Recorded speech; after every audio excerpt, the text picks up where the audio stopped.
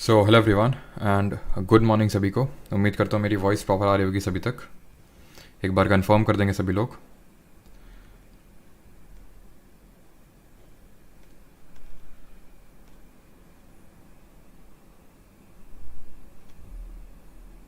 चलो, और आज हम लोग देखेंगे सबसे इम्पॉर्टेंट चैप्टर पॉलिटी का, and that is fundamental rights, जिसको हिंदी में बोलते हैं मौलिक अधिकार। ठीक है, ये चैप्टर हम देखेंगे जिस तरह से हम लोगों ने पिछले चैप्टर्स देखे, मेकिंग ऑफ कॉन्स्टिट्यूशन देखा, हम लोगों ने सोर्सेज प्रियम्बल पढ़ा, हम लोगों ने यूनियन एंड टेरिटरी और सिटीजनशिप पढ़ा, और उसके क्वेश्चंस भी साथ साथ लगाते गए, so that we can be rest assured कि हम लोग जो पढ़ रहे हैं उससे क्वेश्चंस भी बन रहे हैं। बिकॉज यहाँ पे जो मैंने क्वेश्चंस लिए हैं वो PYQs प्लस PYQs के अलावा जो ये लगता है कि इसमें से और कोई क्वेश्चन स्किप हो रहा है जो PYQ में इंक्लूडेड नहीं है, जो पोटेंशियल क्वेश्चन हो सकता है आगे के लिए, वो भी इसमें क्वेश्चन इंक्लूडेड हैं। तो उसी मॉडल पे चलते हुए आज हम लोग करने वाले फंडामेंटल राइट। आज इस वीक का आज ये आखिरी दिन है, आपको ही पता है, और तैयार रहिएगा। कल आपका रिवीजन का डे रहेगा, यानी सैटरडे आपको सिर्फ रिवाइज करना है खुद से, और संडे को आपका होगा टेस्ट। ये मोस्ट प्रोबेबली आपका टेलीग्राम, जो प्राइवेट टेलीग्राम ग्रुप है, उसी के अंदर ही होगा। और फिर मंडे से हम लोग फिर से स्टार्ट करेंगे, और वहाँ पे हम लोग फंडामेंटल ड्यूटीज़ और DPSP एक साथ देखने वाले हैं। ठीक है, तो ये वीक का आखिरी दिन है, और इसलिए चीज़ों को कल पूरे ढंग से रिवाइज करिएगा जितना भी हम लोगों ने इस वीक किया है, और संडे को टेस्ट के लिए तैयार रहिएगा। ऑलराइट, चलिए, गुड मॉर्निंग सभी को। कैमरा मैन जल्दी फोकस करो। अच्छा, चलिए तो स्टार्ट करते हैं फंडामेंटल राइट्स सभी एग्जाम्स के लिए। Indian polity topic number 4 fundamental rights start करते हैं। तो जिस तरह हम लोगों ने याद करिए पार्ट नंबर 1 ऑफ कॉन्स्टिट्यूशन पढ़ा था, इसमें क्या देखा था कि इसमें आपका यूनियन एंड टेरिटरी यानी कि संघ व उसके राज्य क्षेत्र दिए हुए हैं। आर्टिकल कौन से डील कर रहे थे, जल्दी से रिवाइज करिए। आर्टिकल 1, 2, 3, 4। 1 क्या बोल रहा था, India that is Bharat shall be a union of states. 2 क्या बोल रहा था कि अगर हमें किसी फॉरेन टेरिटरी को इंडिया में शामिल करना है, यानी कि स्टैब्लिशमेंट ऑफ न्यू स्टेट। ये क्या बात कर रहा था, फॉर्मेशन ऑफ न्यू स्टेट, नए कोई एग्जिस्टिंग स्टेट है उसकी बाउंड्री चेंज करना है, बढ़ाना है, घटाना है, नाम चेंज करना है वो। और 4 बोलता है कि आप जो अमेंडमेंट करेंगे आर्टिकल 2 और 3 में, वो आपके अमेंडमेंट अंडर आर्टिकल 368 नहीं डील किए जाएंगे। लेकिन अगर आप किसी टेरिटरी, इंडिया की टेरिटरी को देते हो किसी कंट्री को, तो वो डील किया जाएगा एज अमेंडमेंट। ये किस केस में बोला था, जल्दी से आप बताएंगे। फिर हमने देखा था पार्ट 2 में सिटीजनशिप यानी कि नागरिकता के बारे में दिया है। इसमें से 3 इंपॉर्टेंट चीज़ें हैं कि ये पार्ट 2 में है, आर्टिकल नंबर 5 to 11 में है, और इसमें ये पढ़ा था हम लोगों ने कि यहाँ पे इंडिया में हमारी सिंगल सिटीजनशिप यानी कि एकल नागरिकता का प्रावधान है। हमने सिटीजनशिप एक्ट ऑफ 1955 पढ़ा था। फिर उसमें जो अमेंडमेंट हुआ था 2019 में, उसके बारे में पढ़ा था किस तरह से उसमें जो सिटीजनशिप बाई नेचुरलाइजेशन है, जिसमें कि आपको 12 साल रहना होता है इंडिया में, उसको ईज कर दिया था। और कितने साल कर दिया था ये बताइए। सिटीजनशिप बाई रजिस्ट्रेशन के केस में 7 साल आपको रहना होता है। और यहाँ पे जो आपका केस जिसकी मैं बात कर रहा था, that was Berubari union case. अब यहाँ पे ऑब्वियस ये बात है, पार्ट 1 खत्म हुआ, पार्ट 2 खत्म हुआ, तो पार्ट 3 में ही तो आएगा हमारा फंडामेंटल राइट्स यानी कि मौलिक अधिकार। ठीक है, फंडामेंटल राइट्स हमारा आएगा पार्ट नंबर 3 में। और आर्टिकल की अगर बात करें तो आर्टिकल डील करेंगे सिर्फ 11 वहाँ तक ख़त्म हो गया था, 11 से ख़त्म हो गया था। तो ऑब्वियस सी बात है, अनुच्छेद नंबर 12 से लेकर 35 यानी 35 तक आपका पार्ट नंबर 3 में दिया है, जो डील करते हैं आपके फंडामेंटल राइट यानी कि मौलिक अधिकारों से। सिटीजनशिप को हमने बोरो किया जिस तरह से यूके के कॉन्स्टिट्यूशन से, ब्रिटेन के कॉन्स्टिट्यूशन से, उसी तरह अगर हम फंडामेंटल राइट्स की बात करें तो these are borrowed from the constitution of USA में जो चलता है एक हम बोलते हैं मैग्ना कार्टा, वहाँ के जो फंडामेंटल राइट्स हैं मैग्ना कार्टा से बोरो किया हम लोगों ने। यूएसए के मैग्ना कार्टा से अपने फंडामेंटल राइट्स को, मौलिक अधिकारों को बोरो किया है। लेकिन हमारे फंडामेंटल राइट्स, मौलिक अधिकार इतने ज़्यादा कॉम्प्रिहेंसिव हैं जितने यूएसए के खुद नहीं हैं। मैग्ना कार्टा सर क्या चीज़ होती है, तो एक्चुअल में इसका ओरिजिन होता है यूके यानी कि ब्रिटेन से, जहाँ पे वहाँ के राजा थे किंग जॉन्स, उन्होंने एक तरह से चार्टर निकाला, एक पत्र निकाला, वहाँ पे कुछ लोगों को एक तरह से अधिकार दिए जो रिच पीपल थे कि आप लोगों के पास ये अधिकार हैं जिनको हम कभी छीन नहीं सकते हैं। तो एक तरह से वहाँ से इसका ओरिजिन होता है, मौलिक अधिकार फंडामेंटल राइट्स के तौर पे इनकॉर्पोरेट करता है यूएसए, और वहाँ से हम लोग बोरो करते हैं। तो हमने यूएसए से फंडामेंटल राइट्स यानी मौलिक अधिकारों को बोरो किया। इसके रिगार्डिंग कुछ प्रोविजंस जो ध्यान से सुनिए। सबसे पहली बात तो ये है कि फंडामेंटल, यहाँ पे फंडामेंटल राइट्स को मैं दे लिख रहा हूँ, यानी आप यहाँ पे शॉर्ट में FR भी लिख सकते हैं। Fundamental rights are not apps, चलो यार इतना भी नहीं बचाते हैं PPT को, यहाँ पे लिख लेते हैं। Fundamental rights are not absolute but qualified, not absolute but qualified ये एक चीज़ याद रखनी है। और दूसरी चीज़ आपने याद रखनी है, दे आर नॉट सैंक्रोसैंक्ट। और तीसरी चीज़ आपको इसमें याद रखनी है कि they are justiciable in nature. Preamble हमारा जस्टिसिएबल इन नेचर था, आंसर इज नो, नहीं था वो जस्टिसिएबल। अब एक एक करके तीनों पॉइंट का मतलब समझते हैं, point number 1, point number 2 and point number 3। Point number 1 बोलता है कि मौलिक अधिकार हमारे जो हैं पूर्ण नहीं बल्कि योग्य हैं। इसका मतलब क्या ये है कि फंडामेंटल राइट्स हमारे एब्सोल्यूट नहीं है, मींस कि इनकी लिमिट है, ये नहीं कि इनकी ये लिमिटलेस नहीं है। अगर मैं बोलता हूँ राइट टू स्पीच है, बोलने का अधिकार है, इसका मतलब नहीं आप किसी को गाली देंगे जाके, तो यानी कि एब्सोल्यूट नहीं है, लिमिटलेस नहीं है, इनकी एक लिमिट है। और वो लिमिट ये है कि जब तक किसी दूसरे के फंडामेंटल राइट्स का आप एनक्रोचमेंट नहीं कर रहे हैं, वहीं तक आपके फंडामेंटल राइट्स हैं।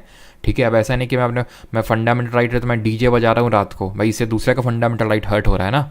एक जैसे भी हम देखेंगे आर्टिकल नंबर 21 में राइट टू स्लीप आता है, सोने का अधिकार है उसमें, तो वो अलर्ट हो गया। तो ये चीज़ है इसका मतलब। दूसरा क्या बोलता है, दे आर नॉट सैंक्रोसैंक्ट। ये सैंक्रोसैंक्ट नहीं है, सैंक्रोसैंक्ट का मतलब होता है पवित्र, नहीं पवित्र नहीं है। इसको मैं बोल सकता हूँ परमानेंट भी, यानी दे आर नॉट परमानेंट। मतलब सर इसका मतलब है कि इनको छीना जा सकता है, किसके द्वारा, पार्लियामेंट के द्वारा। कब, कुछ सर्टेन ग्राउंड्स हैं, हम पढ़ेंगे, जैसे कि इमरजेंसी, वो आज का टॉपिक नहीं है, वो कोई दूसरा हम टॉपिक उसमें डील करेंगे जब इमरजेंसी का कोई आएगा, जहाँ पे नेशनल इमरजेंसी, स्टेट इमरजेंसी तो नहीं होता, उसको प्रेसिडेंट रूल बोलता है, और फाइनेंशियल इमरजेंसी, उसमें देखेंगे किस तरह से नेशनल इमरजेंसी के केस में हमारे फंडामेंटल राइट्स को रिस्ट्रिक्ट कर दिया जाता है।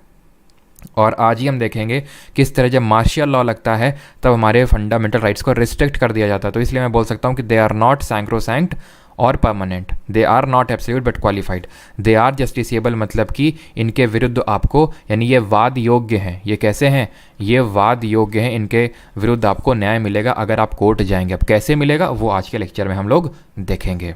आई होप यहाँ तक सभी को चीज़ें क्लियर होंगी, बेसिक सी चीज़ें। अब यहाँ पे आते हैं हमारे 6 फंडामेंटल राइट्स। हमारे टोटल 6 मौलिक अधिकार हैं, इनको अभी नहीं देखेंगे। इनको देखने से पहले सबसे पहले तो मैंने आपको ये बताया कि आर्टिकल नंबर 12 से लेके 35 में हमारा डील करता है फंडामेंटल राइट्स। चलिए इनको ही पहले देख लेते हैं। तो हमारे 6 फंडामेंटल राइट्स हैं, मौलिक अधिकार हैं। राइट टू इक्वालिटी यानी समानता का अधिकार, राइट टू फ्रीडम स्वतंत्रता का अधिकार, right to freedom of from exploitation शोषण के विरुद्ध अधिकार, the right to freedom of religion यानी कि धार्मिक स्वतंत्रता का अधिकार, कल्चरल एंड एजुकेशन राइट सांस्कृतिक एवं शिक्षा संबंधी अधिकार, राइट टू कॉन्स्टिट्यूशनल रेमेडीज यानी संवैधानिक उपचारों का अधिकार। तो आपका चैप्टर हो गया खत्म, चलिए छुट्टी भाई सभी की। ठीक है, तो ये हमारे 6 फंडामेंटल राइट्स हैं। पहले ओरिजिनली जब हमारा कॉन्स्टिट्यूशन बना था, ठीक है, यहाँ पर मैं लिख देता हूँ, ओरिजिनली हमारे कॉन्स्टिट्यूशन में 7 फंडामेंटल राइट्स थे, बट एट प्रेजेंट कितने हैं, एट प्रेजेंट हमारे जो राइट्स हैं वो नोट्स में इसी तरह से लिखिएगा, ठीक है, जो नोट्स बना रहे हैं, तो 7 नहीं है, अब 6 है, यानी एक जो है हटाया जा चुका है। अब हटाया गया होगा, फंडामेंटल राइट से हटाया गया, कॉन्स्टिट्यूशन से हटाया गया है, तो इसके लिए कोई अमेंडमेंट किया गया होगा, कॉन्स्टिट्यूशनल अमेंडमेंट किया गया होगा। और वो कौन से नंबर का अमेंडमेंट था, that was amendment number 44th amendment जो हुआ था 1978 में, इसके थ्रू हटाया गया था हमारे एक फंडामेंटल राइट को, जो कि था राइट टू प्रॉपर्टी, संपत्ति के अधिकार को। ये संपत्ति का अधिकार पहले एक मौलिक अधिकार होता था, लेकिन अब इसको हटा दिया गया, और हटा के इसको डाल दिया गया है आर्टिकल नंबर 300A यानी कि अनुच्छेद 300 का में, जो कि अब एक बन चुका है लीगल राइट, यानी कि एक विधिक अधिकार में सीमित होके सिमट के रह गया, एक लीगल राइट है ये। अब इसके क्या इम्प्लीकेशंस है वो मैं अभी अब बाद में जब आर्टिकल नंबर 32 पढ़ लेंगे ना, तब आपको समझ में आएगा कि इसके इम्प्लीकेशंस क्या हैं। अभी भी एक राइट है, फंडामेंटल नहीं लेकिन लीगल, तो इससे अब हो क्या गया वो हम बाद में देखेंगे, लेकिन अभी के लिए इतना याद रखना 44th अमेंडमेंट से एक राइट को हटाया गया। तो ओरिजिनली जब मैं बात करूँ 26 नवंबर 1949 को जब हमने कॉन्स्टिट्यूशन को अपने अडॉप्ट किया था, तब 7 थे, अभी ये 6 है। क्लियर। अब बात ये आती है कि यहाँ पे तो 14 से 18 है, 14 से लेके 32 तक है, तो 12, 13, क्योंकि मैंने बोला 12 से लेके 35 तक है, तो 12, 13 क्या कर रहे हैं, और 33, 34, 35 क्या कर रहे हैं वो भी देखते हैं। और 30 से लेके 31 में ही पहले हमारा था ये राइट टू प्रॉपर्टी यानी कि संपत्ति का अधिकार, तो हट चुका है। अभी कुछ 31A B हैं, उनको भी देखेंगे, लेकिन उससे पहले हम ये देखते हैं कि आर्टिकल नंबर 12 और 13 किसकी बात करते हैं, अनुच्छेद 12 और 13 किसकी बात करते हैं। तो 12 बात करता है, it defines the term state for the purpose of fundamental rights. मौलिक अधिकार जब हम चैप्टर पढ़ते हैं कॉन्स्टिट्यूशन में, तो वहाँ state state state state state ये वर्ड बहुत हर जगह यूज़ होता है। तो आर्टिकल 12 पहले ही बता रहा है, बेटा ये जो तुम स्टेट स्टेट देखोगे ना, इसका मतलब तुम यूपी MP मत समझ लेना, ये जो स्टेट होते हैं 28 राज्य, वो तो है ही है, लेकिन स्टेट का मतलब बहुत बड़ा है आर्टिकल फंडामेंटल राइट में। आर्टिकल नंबर 12 फंडामेंटल राइट के तहत स्टेट का जो टर्म यूज़ करेंगे हम, उसका मतलब है देश की संसद, राज्य का विधानसभा, यानी राज्य का जो मंत्री, एक तरह से बोल सकते हैं लेजिस्लेचर है, स्टेट लेजिस्लेचर, सरकार, union government, state government, LIC, ONGC, जितनी भी सरकारी बॉडी, सरकारी संस्थाएं हैं, सब स्टेट के तहत आती हैं। तो ये स्टेट वो वाला मत समझिएगा कि बिहार और महाराष्ट्र और केरल, ये वाला स्टेट नहीं है। इस स्टेट में सारी चीज़ें आती हैं, एक तरह से सरकारी सारी संस्थाएं आती हैं, पार्लियामेंट से लेके एलआईसी और ओएनजीसी तक हमारी सारी आर्टिकल 12 में आती हैं। तो अगर आपसे ये क्वेश्चन बन जाए कि स्टेटमेंट दे दे, मेंस में बहुत ज़्यादा चांसेस है ये देने के कि आर्टिकल 12 में कौन कौन आता है, ऑल ऑफ द अबव मारना, मेरी मानो बस तुम, ठीक है। ऑल ऑफ द अबव मार के आना, 99.999% आंसर तुम्हारा सही होगा।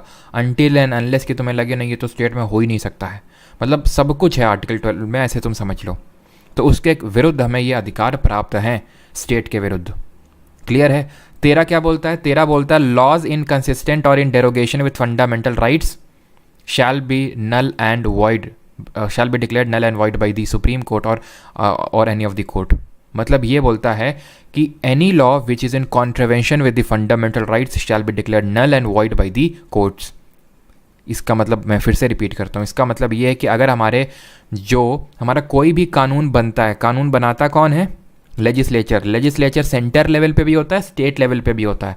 तो अगर कोई ऐसा कानून बनाता है जो मौलिक अधिकार का हनन करता है, उसका वॉल्यूशन करता है, तो कोर्ट के पास पावर है कि उसको नल एंड वॉइड डिक्लेयर कर सकता है, यानी कि उसको अनकॉन्स्टिट्यूशनल, असंवैधानिक घोषित करता है। ये 13 बात करता है।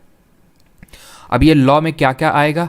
तो लॉ में इंक्लूड ऑर्डिनेंस, ऑर्डर, मतलब वो मेन वाले तो लॉ आएंगे जो हमारे बनाएगा, एक तो जो जनरल लॉ होते हैं, लेकिन इसमें अध्यादेश भी आ जाता है।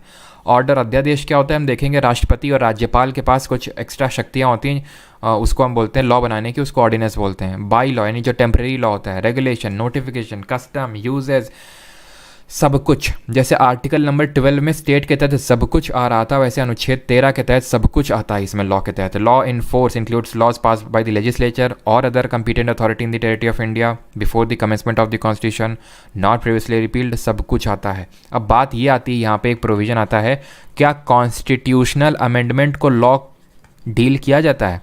इस कॉन्स्टिट्यूशनल अमेंडमेंट यानी संवैधानिक संशोधन को हम लॉ डील करते हैं? तो आंसर इज नो। लेकिन सुप्रीम कोर्ट ने KBC case the famous Keshav Nanda Bharati case, या बार बार देखोगे केशव नंदा भारती केस हुआ था एक 1973 में, ठीक है।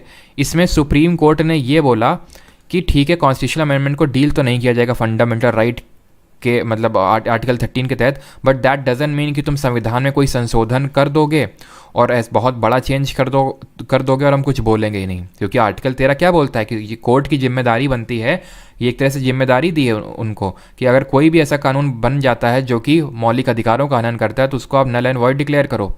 लेकिन इसमें लिखा है कॉन्स्टिट्यूशनल अमेंडमेंट को लॉ के तहत लॉ डील नहीं किया जाएगा। इसका मतलब है कि जो हमारा पार्लियामेंट है वो संविधान में संशोधन करके कोई भी फंडामेंटल राइट छीन सकता है। तो केशव नंदा भारती केस में बोला सुप्रीम कोर्ट ने, ठीक है हम उसको लॉ के तहत डील तो नहीं करेंगे, लेकिन अगर तुमने बेसिक स्ट्रक्चर, मूल ढांचे को तोड़ने की कोशिश करी तो उसको हम नल एंड वॉइड डिक्लेयर कर सकते हैं। अब ये बेसिक स्ट्रक्चर क्या है, ये संविधान में कहीं पे भी लिखा हुआ नहीं है, it is no where written in the constitution. ये बस सुप्रीम कोर्ट की ruling in the Keshav Nanda Bharati case में निकल के आया, जिसमें कि सुप्रीम कोर्ट ने बोला कि ये सारी चीज़ें बेसिक स्ट्रक्चर में आती हैं, जो कोई आपको जानने की ज़रूरत नहीं है, उनको नहीं छेड़ सकता है हमारा जो पार्लियामेंट है फिर state legislature. Is that clear? Article number 12 और 13 क्लियर है सभी को? तब मैं आपको बढ़ूँ एक्चुअल और फंडामेंटल राइट में आएंगे। उसने पहले ही बोल दिया है कि आर्टिकल 12 में क्या है, स्टेट की डेफिनेशन, 13 में क्या है कि कोई भी लॉ बनेगा वो नल एंड वॉइड डिक्लेयर कर दिया जाएगा अगर वो फंडामेंटल राइट के विरुद्ध है तो। क्लियर है? चलिए अभी स्टार्ट करते हैं आर्टिकल नंबर 14 से, राइट टू इक्वालिटी। फिर से समझ लीजिए, राइट टू इक्वालिटी स्टार्ट कर रहे हैं हम, समानता का अधिकार, यानी आर्टिकल नंबर 14 to 18। 14 देखेंगे, 15 देखेंगे, 16 देखेंगे, 17 देखेंगे, 18 देखेंगे, उतना ही देखेंगे जितना एसएससी के लिए नीड है, ठीक है। क्योंकि इस टॉपिक में तकरीबन मुझे आई थिंक जब मैं सीडीएस वगैरह के लिए पढ़ाता हूँ 3 दिन लगते हैं मेरे को, लेकिन यहाँ पे ख़त्म कर दूंगा विद क्वेश्चंस भी, और आप क्वेश्चन उठा के देख लीजिएगा। जब कोई क्वेश्चन ना बने ना, सीधे मेरे को व्हाट्सएप करो आपकी, सर ये हम लोगों ने पढ़ा तो ये हम लोग बन नहीं रहा है। मैं तो खुला चैलेंज दे रहा हूँ आपको, ठीक है। चलिए, रिपीट दी लास्ट स्टेटमेंट। कौन सा लास्ट स्टेटमेंट? मैं वही रजत शर्मा, कोई मैंने नया स्टेटमेंट नहीं दिया। मैंने बोला कि अगर कोई भी लॉ का कोई भी कानून बनता है जो मौलिक अधिकारों के विरुद्ध होता है तो उसको अनकॉन्स्टिट्यूशनल, असंवैधानिक घोषित करने की शक्ति हमारे कोर्ट्स के पास होती है। Now coming on to the article number 14। Article 14 अनुच्छेद 14 बोलता है the state should not deny to any person equality before law and equal protection of law. Article 14 uses two expressions, equality before law and equal protection of law. Hindi में बताता हूँ, कानून के समक्ष समानता और कानून का समान संरक्षण। इक्वालिटी बिफोर द लॉ का मतलब होता है कानून के समक्ष समानता, और इक्वल प्रोटेक्शन ऑफ लॉ का मतलब होता है कानून का समान संरक्षण। इसका मतलब समझ लो जल्दी से। ये बोलता है कि हर कोई कानून के सामने समान है। कोई प्रिविलेज नहीं, किसी को प्रिविलेज नहीं है कि इसी वजह से जो मैंने आपको बोला नहीं था, जो अन्याय की मूर्ति होती है वो पट्टी बांधे हुए, दैट डजंट मीन कि वो अंधी है। दैट मीन्स कि वो उसके लिए हर कोई बराबर है। अडानी हो, चाहे आप हो, चाहे फिर कोई स्लम में रह रहा हो, कोई बंदा हो, वो सब लोग समान हैं। लेकिन दूसरा बोलता है इक्वल प्रोटेक्शन ऑफ लॉ। इसका मतलब थोड़ा मतलब सिमिलर से लग रहे हैं, लेकिन अंतर है। अंतर ये है कि इक्वल प्रोटेक्शन ऑफ लॉ का मतलब होता है like should be treated alike. Sir इसका मतलब क्या होता है? Like should be treated alike का मतलब होता है जैसे फॉर एग्जाम्पल गवर्नमेंट जो है कुछ सब्सिडी दे सकती है, कुछ भी कर सकती है जो मतलब बहुत ही सोशली या फिर इकोनॉमिकली बहुत बैकवर्ड हैं, उनको कुछ स्पेशल वो दे सकती है, प्रिविलेज दे सकती है, हम बोल सकते हैं, फिर स्पेशल कुछ अधिकार दे सकती है जो नॉर्मल जनता के लिए नहीं होंगे। ये मान लेते हैं, ये जैसे फॉर एग्जांपल ये हैं जो 8 लाख महीना से 8 लाख साल से ज़्यादा का कमाते हैं ये लोग। ये हैं जो 8 लाख से कम का कमाते हैं, इनको 10% रिजर्वेशन मिलेगा गवर्नमेंट जॉब्स पे। तो ये जो सेक्शन है वो ये नहीं बोल सकता ये तो डिस्क्रिमिनेशन हो रहा है, ये तो इनको तो ज़्यादा प्रिविलेज मिल रहा है हमसे, तो ये प्रिविलेज नहीं कहलाता है। ये कहलाता है कि सेम ग्रुप को, यही बोलता है ये इक्वल प्रोटेक्शन ऑफ लॉ, कि सेम ग्रुप को सेम तरह से ट्रीट किया जाएगा। कहने का मतलब है कि सब्सिडी मिलती है जैसे 2 रुपये PDS के तहत, पब्लिक डिस्ट्रीब्यूशन स्कीम के तहत, कि 2 रुपये में गेहूँ और 3 रुपये में चावल, तो अडानी अंबानी कल को नहीं बोलेंगे हमको भी चाहिए। क्यों?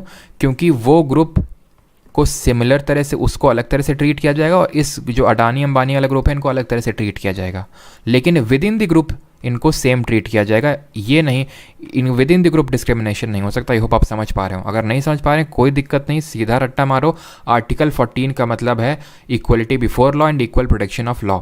इक्वलिटी बिफोर लॉ का जो कॉन्सेप्ट है, जो पहला वाला, ये अंग्रेजों के यहाँ से लिया, यानी UK यानी ब्रिटेन से लिया है, और इक्वल प्रोटेक्शन ऑफ लॉ ये हमने लिया अमेरिका के संविधान से। क्लियर हो गया यहाँ तक? अब आते हैं यानी कि equality to status and opportunity. अब आते हैं आर्टिकल नंबर 15 पे, अनुच्छेद नंबर 15 पे। इस पे क्वेश्चन भी आया था अभी CGL Tier 1 में, ठीक है। क्वेश्चन बड़ा अच्छी तरह से पूछा था उसने, ठीक है। क्वेश्चन उसने ये पूछा कि आप गए एक सिनेमा हॉल में, आपने देखा आपके बगल में आपकी मेट बैठी है, आपका ईगो हर्ट हो गया। अब आपका ईगो हर्ट हो गया, आपने मेट से बोला कि निकल लो यहाँ से। तो मेट के पास कौन सा राइट है, कौन से राइट का यूज़ कर सकती है, जिस राइट का यूज़ करके वो सिनेमा हॉल में बैठी रह सकती है और आपके खिलाफ केस भी कर सकती है और आपको जेल तक करवा सकती है। That was article number 15। कैसे, समझिए। ये बोलता है prohibition of discrimination on grounds of religion, race, caste, sex और प्लेस ऑफ बर्थ। यानी कि इन ग्राउंड्स पे रिलीजन, रेस, कास्ट, सेक्स और प्लेस ऑफ बर्थ के, उसमें इसको हिंदी में अगर मैं बात करूँ, धर्म, मूलवंश, जाति, लिंग और जन्म स्थान के आधार पर विभेद या प्रतिषेध नहीं किया जा सकता है। क्लियर है? नहीं, डिस्क्रिमिनेशन नहीं किया जा सकता है। The state shall not discriminate against any citizen on grounds only of religion, race, caste, sex और place of birth any of them. Only का मतलब है कि कोई अदर ग्राउंड में डिस्क्रिमिनेशन हो सकता है, पॉसिबल है, और इन ग्राउंड्स में नहीं हो सकता है। No citizen shall on grounds only of religion, race, caste, sex और place of birth be subjected to any disability, liability और रिस्ट्रिक्शन और कंडीशन विद रिगार्ड टू। ये 15 का सब क्लॉज 2 बोलता है, ठीक है। ये बोलता है कि access to shops, public restaurant, hotels, places of public entertainment. तो वो जो मेड वाला केस था वो क्या था? पब्लिक एंटरटेनमेंट पे उसके खिलाफ आप डिस्क्रिमिनेशन कर रहे थे। ना तो स्टेट कर सकता है, स्टेट का मतलब समझ गया ना क्या? स्टेट का मतलब सरकारी कोई एजेंसी, और ना आप कर सकते हैं, क्योंकि यहाँ पे लिखा हुआ है कि किसी भी सिटीज़न को ये सारी चीज़ें एक्सेस करने से नहीं मना किया जा सकता है। दुकान हो गई, पब्लिक रेस्टोरेंट हो गए, होटल्स हो गए और public entertainments. The use of well हो गया, ठीक है, कुएं का यूज़ कोई नहीं कर सकता, ऐसा नहीं, क्योंकि पहले के ज़माने में यही होता था कि भाई जब ऊंची जात के लोग, इस तरह से होता था कि जब पानी भर के चले जाएंगे तब नीची जात वाले भरेंगे, ऐसा मतलब गंदी व्यवस्था थी पहले हम लोग के यहाँ, ठीक है। तो उस चीज़ इसलिए आर्टिकल 15 को जोड़ा गया। तो use of wells, tanks, bathing ghat, road, places of public resort, इन सब को यूज़ करने का सभी के पास इक्वल राइट है, समान अधिकार है, ये आर्टिकल 15 बोलता है। नहीं, आर्टिकल 15 घुमा फिरा के मैं ये बोल सकता हूँ कि राइट टू, मतलब राइट अगेंस्ट डिस्क्रिमिनेशन है ये, राइट यानी भेदभाव के विरुद्ध अधिकार हमें प्राप्त है आर्टिकल 15 से। इस पर एक मूवी भी बनी थी, अगर किसी को याद हो। वो कौन था, वो जिसको भी यूनेस्को ने अपना ब्रांड एम्बेसडर बनाया था, आयुष्मान खुराना, वो इसमें लीड रोल में थे। खैर, अब आते हैं आर्टिकल नंबर 16 में, अनुच्छेद 16 में। 14, 15, 16, 17, 18 सारे इक्वालिटी वाले राइट है, राइट टू इक्वालिटी, समानता के अधिकार। हम अब अंतर देख रहे हैं। 14 में देखा right to equality before law and equal protection of laws. 15 में क्या देखा, राइट अगेंस्ट डिस्क्रिमिनेशन, भेदभाव नहीं हो सकता है कि जो पब्लिक प्लेसेस हैं, यानी कि बाथिंग घाट हो गए, शॉप्स हो गए, रेस्टोरेंट हो गए, पब्लिक एंटरटेनमेंट हो गए, वेल्स हो गए, इन सबको यूज़ करने से किसी को मना रोका नहीं जा सकता है। आर्टिकल 16 की बात करते हैं, अनुच्छेद 16 क्या बोलता है? ये बोलता है equality of opportunity in matters of public employment, यानी कि लोक नियोजन में अवसर की समानता। यानी जब सरकारी नौकरी का आवेदन निकलेगा तो उसमें सभी को समान अवसर मिलना चाहिए। इसमें यह लिखा हुआ है, जैसे यहाँ पे लिखा हुआ है कि state shall not discriminate against any citizen on ground of religion, race, caste, sex और प्लेस ऑफ बर्थ, वैसे इसमें भी लिखा है कि स्टेट जो है वो डिस्क्रिमिनेट नहीं कर सकता है ऑन दिस ग्राउंड। रिलीजन जो 15 वाले आर्टिकल में वो सारे हैं इसमें, religion, race, caste, sex, place of birth and decency, इसमें एक एक्स्ट्रा है डिसेंसी, यानी एक तरह से जो प्लेस ऑफ रेजिडेंस है उस वो भी यहाँ पे इंक्लूडेड है। यानी कि इन ग्राउंड पे धर्म हो गया, जाति हो गई, लिंग हो गया, मूल वंश हो गया, जन्म स्थान हो गया, इन ग्राउंड्स में या फिर इन पर्टिकुलर मैटर्स पे जो स्टेट हमारा डिस्क्रिमिनेट नहीं कर सकता है, किसी और मैटर में कर सकता है। जैसे वो ये बोल सकता है कि जिसके पास डॉक्टरेट की डिग्री होगी वही इस पोस्ट के लिए अप्लाई कर सकता है, जो ग्रेजुएट होगा वो इसके लिए अप्लाई कर सकता है। यानी कि यहाँ पे डिस्क्रिमिनेशन इक्वालिटी नहीं है ना, यहाँ पे डिस्क्रिमिनेशन किया जा रहा है ना, किस बेसिस पे? एजुकेशनल क्वालिफिकेशन के बेसिस पे एक तरह से डिस्क्रिमिनेशन। तो इसको नहीं बोलना सही रहेगा, लेकिन फिर भी आप इसको बोल सकते हैं, क्योंकि यहाँ पे रिलीजन, रेस, कास्ट, सेक्स और प्लेस ऑफ बर्थ लिखा हुआ है और यह ओनली शब्द भी लिखा हुआ है, यानी कि किसी अदर ग्राउंड में हो सकता है। Is that clear? तो एजुकेशन और क्वालिफिकेशन को क्यों हमारा जो गवर्नमेंट है वो एक क्राइटेरिया बना देती है और बना सकती है, क्योंकि उसके पास कॉन्स्टिट्यूशनल ये हक है। अब यहाँ पे इस केस से कुछ, इस पर्टिकुलर आर्टिकल से कुछ केसेस रिलेटेड हैं, वो केसेस देख लीजिए। एक्चुअल में आर्टिकल 16(4) बात करता है रिजर्वेशन देने की। आर्टिकल नंबर 16 जो सब क्लॉज 4 है वो रिजर्वेशन देने की बात करता है कुछ पोस्ट में। अब रिजर्वेशन जो है राइट टू इक्वालिटी का बिल्कुल भी वॉल्यूशन नहीं है। क्यों? क्योंकि याद करिए आर्टिकल 14 में क्या बोला गया है, right to equal protection of laws, like should be treated alike. ठीक है, तो वो पहले से हमारे अनप्रिविलेज थे, तो उनको मेन स्ट्रीम में लाने के लिए वो रिजर्वेशन की प्रथा जो है चालू की गई है। तो आर्टिकल 16(4) रिजर्वेशन की बात करता है, रिजर्वेशन इन अपॉइंटमेंट। इससे रिलेटेड कुछ केस हैं, वो केस आप याद रखिए, Balaji versus state of Mysore case. अब इनमें क्या हुआ वो सारी चीज़ें हमें जानने की ज़रूरत नहीं है एसएससी एग्जाम पर्सपेक्टिव से, सीधे आपसे केस पूछता है और आर्टिकल पूछता है। तो Balaji versus state of Mysore case, और एक आपका केस था देवदसन, ठीक है, Devadasan versus union of India case, ठीक है, यूनियन ऑफ इंडिया केस। और एक फेमस केस है that is called as Mandal commission case, और उसको बोलते हैं इंदिरा साहनी केस। ये हुआ था आपका 1993 में, 1993 में। इसको हम मंडल केस क्यों बोलते हैं? बिकॉज 1979 में एक कमीशन बैठा था जिसको बोला गया मंडल कमीशन। ये था आपका सेकंड बैकवर्ड क्लास कमीशन, दूसरा बैकवर्ड क्लास कमीशन था, जिसको इसलिए अपॉइंट किया गया था तो देखो कि क्या बैकवर्ड क्लासेस जो हमारी ओबीसीज हैं उनको भी क्या रिजर्वेशन की ज़रूरत है, क्योंकि तब तक ओबीसीज को नहीं, सिर्फ एससीज और एसटीज को ही रिजर्वेशन मिलता था। तो इसने बोला हाँ इनको भी दो, किनको? जो हमारे ओबीसीज हैं इनको भी रिजर्वेशन दो। और इस तरह से तकरीबन इसने 27% रिजर्वेशन की बात कही थी कि इतना रिजर्वेशन दो और वो 50% से क्रॉस नहीं करना चाहिए। सरकार ने डिस्कस तो हुआ पार्लियामेंट में एक दो बार, लेकिन इस पर कोई एक्शन नहीं लिया गया। एक्शन लिया गया जब हमारी आई वीपी सिंह जी की गवर्नमेंट।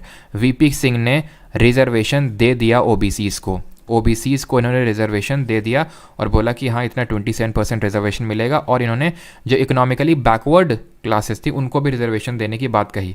तो फिर जो इंदिरा साहनी केस था, ठीक है, और इसमें इंदिरा साहनी केस में इसके बाद 1993 में आता है, और इंदिरा साहनी केस में हमारी कोर्ट ने ये बोला कि, और इसमें 9 जजेस बेंच थी, 6 और 3 के रेशो में कोर्ट ने ये बोला कि एक तो जो रिजर्वेशन होना चाहिए वो सोशल बेसिस पे होना चाहिए, इकोनॉमिक बेसिस पे नहीं। तो जो आप इकोनॉमिक बेसिस पे जो इकोनॉमिकली अभी होता है ना, ईडब्ल्यूएस को रिजर्वेशन मिलता है इकोनॉमिकली वीकर सेक्शन को, वो पहले इंट्रोड्यूस किया गया था लेकिन उसको खारिज कर दिया गया था। और ये बोला गया था इंदिरा साहनी केस में कि प्रमोशन में, वैसे तो ये सारी चीज़ें आपसे पूछता नहीं बट फिर भी यहाँ पे क्योंकि इंदिरा साहनी केस काफ़ी फेमस है और इस पर CGL Tier 1 में इसी बार क्वेश्चन बना है, इसलिए थोड़ा सा बता रहा हूँ। तो प्रमोशन में रिजर्वेशन नहीं चलना चाहिए, रिजर्वेशन नहीं होना चाहिए, और जो रिजर्वेशन है वो 50% एक्सीड नहीं करना चाहिए। ये दो बातें बोली थी हमारे इंदिरा साहनी केस में। बस इतना ही हमें ध्यान रखना। आर्टिकल 16 से रिलेटेड हैं तीनों केसेस, बालाजी वाला केस, देवदसन वाला और इंदिरा साहनी केस। अब आते हैं आर्टिकल 17 पे। आर्टिकल 17 में बस इतना याद रखना है कि ये छुआछूत, जिसको कि हिंदी में बोलते हैं अस्पृश्यता, अस्पृश्यता का उन्मूलन की बात करता है, छुआछूत नहीं की जा सकती, वो आर्टिकल नंबर 17 बोलता है। अभी मैं आपको एक ट्रिक भी बता दूंगा जिससे आपको काफ़ी सारे आर्टिकल अब याद हो जाएंगे आराम से, लेकिन पहले समझना इंपॉर्टेंट है। तो अनुच्छेद 16 अनटचेबिलिटी की बात करता है, इसमें और कुछ ज़्यादा समझने की ज़रूरत है नहीं। इसके बाद आते हैं आर्टिकल नंबर 18 में, अनुच्छेद नंबर 18। अनुच्छेद 18 बोलता है अबॉलिशन ऑफ टाइटल। क्या बोलता है ये? एबॉलिशन ऑफ टाइटल, यानी कि जो हमारी सरकार या फिर जो स्टेट है ना, स्टेट वो टाइटल नहीं दे सकता है, यानी कि जो सरकार है वो उपाधि नहीं दे सकती है। लेकिन आप ये सुनते होंगे जैसे उपाधि किस तरह की, महाराजा हो गए, खाने खाना हो गए, दीवान हो गए, ये सारे टाइटल्स नहीं दिए जा सकते हैं, क्योंकि कहीं ना कहीं ये जो पुरानी हमारी व्यवस्था थी जहाँ पे कुछ लोगों को ऊपर और कुछ लोगों को नीचे, यानी कि इक्वालिटी को ठेस पहुंचाने वाला ही सिस्टम है इक्वालिटी, एक टाइटल देने का सिस्टम। लेकिन आप सुनते होंगे डॉक्टर की DR डॉक्टर की कोई लोग उपाधि लगा लेते हैं, इंजीनियर की लगा लेते हैं, ठीक है, किसी किसी को हम भारत रत्न बोल देते हैं, भारत रत्न सचिन तेंदुलकर। तो ये टाइटल दे सकती है हमारा स्टेट। इसके पीछे का लॉजिक ये है कि किसी की एजुकेशनल या फिर मिलिट्री एक्सीलेंस को ऑनर करने के लिए हमारी स्टेट टाइटल्स दे सकती है, यानी कि सरकार सैन्य व शैक्षणिक क्षेत्रों में टाइटल्स दे सकती है। क्यों? क्योंकि उस बंदे ने मेहनत करके वो टाइटल उपाधि हासिल की है, उसको वो खैरात में हेरिडेटरी तौर पे नहीं मिली कि अगर मेरे पापा महाराजा थे तो मुझे भी महाराजा बोला जाएगा। वो फिर मैंने गेन नहीं किया, वो बस मुझे खैरात में हेरिडेटरी मिल गई। तो हेरिडेटरी टाइटल्स को एलिमिनेट करना मेन एम है आर्टिकल नंबर 18 का। समराइज कर लेते हैं, और किसी का कोई डाउट हो तो जरा पूछिए इन चारों आर्टिकल्स में, पांचों आर्टिकल्स में, ठीक है। 14 क्या बात करता है? Equality before law and equal protection of law. 15 prohibition of discrimination only on the ground of religion, race, caste, sex of place of birth, यानी कि इसमें आपको पब्लिक प्लेसेस यूज करने से मना नहीं किया जा सकता है। 16 बात करता है कि लोक नियोजन में अवसर की समानता, यानी कि equality of opportunity in terms of public employment. 17 अस्पृश्यता का उन्मूलन, एबॉलिशन ऑफ अनटचेबिलिटी। और article number 18 abolition of title, military academic distinctions are however exempted. Titles abolished हैं लेकिन मिलिट्री एकेडमिक वाले टाइटल्स एग्जेम्प्टेड नहीं हैं, ठीक है, नो डाउट। सर कोर्स कैसे लें? एप्लीकेशन है परमार अकेडमी, वहाँ से। सर अंकिता को आउश क्या है सर? आर्टिकल 16 फॉर करंट में भी है 2021, ये भी बताइए। बिल्कुल है, करंट में बिल्कुल है। क्लियर है यहाँ तक सभी को? क्लियर है यहाँ तक? और प्रोहिबिशन ऑफ डिस्क्रिमिनेशन, अब देखो इसमें एक्सेप्शंस हैं, ठीक है, कुछ एक्सेप्शन पूछ रहे हैं तो आपको एक्सेप्शन भी बता देता हूँ। एक्सेप्शन हैं जैसे कि अपवाद है इसमें, वो हम प्रेसिडेंट और गवर्नर चैप्टर में पढ़ेंगे, पार्लियामेंट चैप्टर में पढ़ेंगे। क्या एक्सेप्शन है वहाँ देखेंगे कि जो हमारे राष्ट्रपति हैं उनको किसी भी क्रिमिनल लॉ में अरेस्ट किया ही नहीं जा सकता है, ठीक है। तो एक तरह से डिस्क्रिमिनेशन तो हो रहा है फिर, लेकिन वो एक्सेप्शन अपवाद है। हमारे जो MPs और MLAs हैं, जब सदन चल रहा है और सदन के 40 दिन पहले 40 दिन बाद उनको अरेस्ट नहीं किया जा सकता है। ये कुछ एक्सेप्शंस हैं जो हम उन पर्टिकुलर उसमें देखेंगे। तो ये मत समझिएगा इनमें अपवाद नहीं है, लेकिन जब वो आएंगे पर्टिकुलर चैप्टर्स तो वहाँ पे देखेंगे, ठीक है। अब बढ़ते हैं आगे। 18 तक हो गया। अब स्टार्ट करते हैं आर्टिकल नंबर 19 से। 19 से लेके 22 तक आपके दिए हैं राइट टू फ्रीडम, यानी कि आज़ादी का अधिकार बोल सकते हैं हिंदी में, वाक और अभिव्यक्ति की स्वतंत्रता का अधिकार। ये सर इमरजेंसी में मेंस, क्या emergency mains Golaknath case fundamental right से रिलेटेड है ना? बिल्कुल रिलेटेड है, वो भी देखेंगे, चिंता क्यों कर रहे हैं। गोलकनाथ केस में सुप्रीम कोर्ट ने ये बोला था कि फंडामेंटल राइट्स को अमेंड नहीं किया जा सकता, लेकिन ये जब हम डीपीएसपी पढ़ेंगे ना तो वहाँ पे देखेंगे, क्योंकि डीपीएसपी में ही से इन्वॉल्वमेंट है इनका। गोलकनाथ केस, केशव नंदा भारती केस और मिनर्वा मिल केस, तीनों केस उसी में देखेंगे। क्लियर है? बेसिक स्ट्रक्चर मीन्स प्रियम्बल, बिल्कुल नहीं डीपी, ये लिख रहे हैं बेसिक स्ट्रक्चर का मतलब प्रियम्बल है, बिल्कुल नहीं। बेसिक स्ट्रक्चर का कुछ और लेना देना नहीं है प्रियम्बल से। प्रियम्बल समरी है कॉन्स्टिट्यूशन की, बेसिक स्ट्रक्चर वो जो कि कॉन्स्टिट्यूशन का हिस्सा है। बेसिक स्ट्रक्चर कॉन्स्टिट्यूशन का पार्ट नहीं है, नहीं कॉन्स्टिट्यूशन में कहीं लिखा हुआ है, वो सुप्रीम कोर्ट की रूलिंग इन दी केबीसी केस उसमें निकल के आया है। ठीक है? और सर मास्टर ब्लास्टर उड़न परी ये कौन देता है? ये खुद से लिए जाते हैं, एंजल प्रिया हो गए, ठीक है, और रैपर महाराजा इस टाइप के जो टाइटल होते हैं ये खुद ले लेते हैं लोग, स्टेट नहीं देता ये। ठीक है? आर्टिकल नंबर 19 ये बात करता है वाक और अभिव्यक्ति की स्वतंत्रता का अधिकार, यानी protection of speech, right to freedom of speech and expression. इसमें टोटल 6 तरह के राइट आते हैं। Right to freedom of speech and expression, right to assemble peacefully without arms, right to form associations और unions, right to move freely without through the territory of India, right to reside and settle in any part of India, right to hold and dispose of property and right to practise any profession. देखिए ध्यान से समझिए, अभी मैं आपको trick बताऊंगा, सारे याद हो जाएंगे और ऑर्डर में याद होंगे। तो पहली बात तो ये जो ग्रीन में है ना, right to hold and dispose of property, आपको पता है 44th अमेंडमेंट के थ्रू इसको हटा दिया जा चुका है। ठीक है? ये आर्टिकल 31 में भी था और article number 19 sub clause F में भी घुसा हुआ था, यहाँ से भी इसको निकाल फेंका गया। यानी कि अब आर्टिकल नंबर 19 एफ में अगर आपसे कोई पूछे क्या है तो कुछ है ही नहीं, that is omitted from the 44th amendment. अब यहाँ पे 6 राइट हैं, तो ये ए हो गया, बी हो गया, सी हो गया, डी हो गया, ई हो गया। अब ये मत समझिएगा कि एफ में छठा आएगा, एफ है ही नहीं। एक पहली बात तो ये, इसको याद कैसे रखेंगे? इसको याद रखेंगे इस तरह से, सामरो। ठीक है? सामरो करके इसको याद रखिए। ऐसे हो गया स्पीच एंड एक्सप्रेशन, यानी कि आपको कुछ भी बोलने का अधिकार है। अब ये जो हमारे आर्टिकल नंबर 19 के जो राइट्स हैं ना, वो रीजनेबल रिस्ट्रिक्शंस के तहत आते हैं, यानी इनमें उचित प्रतिबंध लगाए गए हैं। इसका मतलब होता है उचित प्रतिबंध। दैट मीन्स कि हर ये जो आप देख रहे हैं ना ए बी सी, इसमें रीजनेबल रिस्ट्रिक्शंस है। कुछ क्या क्या रिस्ट्रिक्शंस हैं? जैसे कि स्पीच और एक्सप्रेशन के केस में है रीजनेबल रिस्ट्रिक्शन कि आप किसी को डिफेम नहीं कर सकते हैं, आप कोर्ट के ऑर्डर का कंटेम्प्ट नहीं कर सकते हैं, उसकी अवहेलना नहीं कर सकते हैं। ये कुछ इसमें रीजनेबल रिस्ट्रिक्शंस हैं। ठीक? Right to assemble peacefully without arms, ये ए से हो गया, आर्म्स या फिर असेंबल, राइट टू असेंबल, यानी आप कहीं भी इकट्ठा हो सकते हैं बिना हथियार के। इसमें क्या रीजनेबल रिस्ट्रिक्शंस हैं कि आप पब्लिक ऑर्डर को ख़राब नहीं कर सकते हैं। ठीक है? पब्लिक ऑर्डर या फिर सॉवरेनिटी और इंटेग्रिटी ऑफ कंट्री को हर्ट नहीं कर सकते हैं। सॉवरेनिटी और इंटेग्रिटी तो ऑलमोस्ट सब में है, तो पब्लिक ऑर्डर को आपको नहीं ख़राब करना है। जिस तरह से एक यूट्यूबर थे गौरव तनेजा करके, आपने सुना होगा, तो उन्होंने क्या किया कि भाई वो कर लिया कि भाई सभी लोग एक क्या उसको बोलते हैं, मीटअप, हाँ मीटअप रखते हैं एक मेट्रो स्टेशन, उन्होंने मीटअप रखा। अब उससे क्या हुआ, पब्लिक ऑर्डर ख़राब हो गया, तो उनको अरेस्ट कर लिया गया और थाने ले जाया गया। क्यों? अब वो ये नहीं बोल सकते कि I have right to assemble, क्योंकि फिर पुलिस ये बोलेगी कि उसमें बेटा रीजनेबल रिस्ट्रिक्शंस भी लगे हुए हैं। फिर इसी वजह से उन्होंने लॉ की पढ़ाई भी चालू कर दी अब। ठीक है? तो रीजनेबल रिस्ट्रिक्शंस, उचित प्रतिबंध लगे हुए हैं। Clear? Right to form associations और यूनियंस, आप कोई एसोसिएशन बना सकते हैं, संगठन बना सकते हैं, लेकिन संगठन ये ना होना चाहिए खालिस्तान जैसा संगठन। अगेन वो सॉवरेनिटी ऑफ कंट्री को हर्ट कर रहा है। कैसे सॉवरेनिटी को हर्ट कर रहा है या इंटेग्रिटी को हर्ट कर रहा है? क्योंकि हमारा कंट्री इंटीग्रल है। ठीक है? हर जो पार्ट है स्टेट है वो इंटीग्रल पार्ट ऑफ कंट्री। और हमने कल देखा था आर्टिकल नंबर 1 के 2 इम्प्लीकेशंस थे, उनमें से एक इम्प्लीकेशन ये था कि states have no right to secede from the union. ठीक है? यानी कि स्टेट का ऐसा नहीं कि हमें अलग होना है, तो ऐसा नहीं कि खालिस्तान हमें अलग होना है। चमाट पड़ेगा, और कैसे चमाट पड़ रहा है आप जान भी रहे हैं। यही नहीं पड़ रहा है, कनाडा और यूएस में चुन चुन के मारे जा रहे हैं खालिस्तानी जो ये हैं, जो जिनको ये एक्सटर्नल फंडिंग मिल रही है पाकिस्तान और चाइना जैसी और कनाडा जैसी कंट्री से। इनको तो कोई एक्शन लेना नहीं, तो हम ही लोग वहाँ जा के मार रहे हैं। खैर, ये हो गया association. Right to move freely throughout the territory of India, आप कहीं पर भी जा सकते हैं। अब इसमें क्या रीजनेबल रिस्ट्रिक्शन है? जो जैसे हमारे प्रोस्टिट्यूट्स वगैरह हो गए, वो हर जगह नहीं जा सकते हैं पब्लिक प्लेसेस पे। आप भी कई जगह, जैसे नॉर्थ ईस्ट में चले जाइए, कई जगहों में ILP सिस्टम है, इनर लाइन परमिट इसको बोलते हैं, कि आपको जैसे आप पासपोर्ट लेके जाना पड़ता है दूसरी कंट्री में, उसी तरह कुछ एरिया हमारे नॉर्थ ईस्ट में अगर आप चले जाओ तो वहाँ पे इनर लाइन परमिट लेना होगा, तब आपको जाना होगा। कुछ ऐसे एरिया जहाँ पे आप जा ही नहीं सकते हैं। अब ये नहीं बोलेंगे I have right to move freely throughout the territory of India. Reasonable restriction है कि अगर कहीं पे स्टेट ने रिस्ट्रिक्ट कर रखा है तो वहाँ पर आप नहीं जा सकते हैं।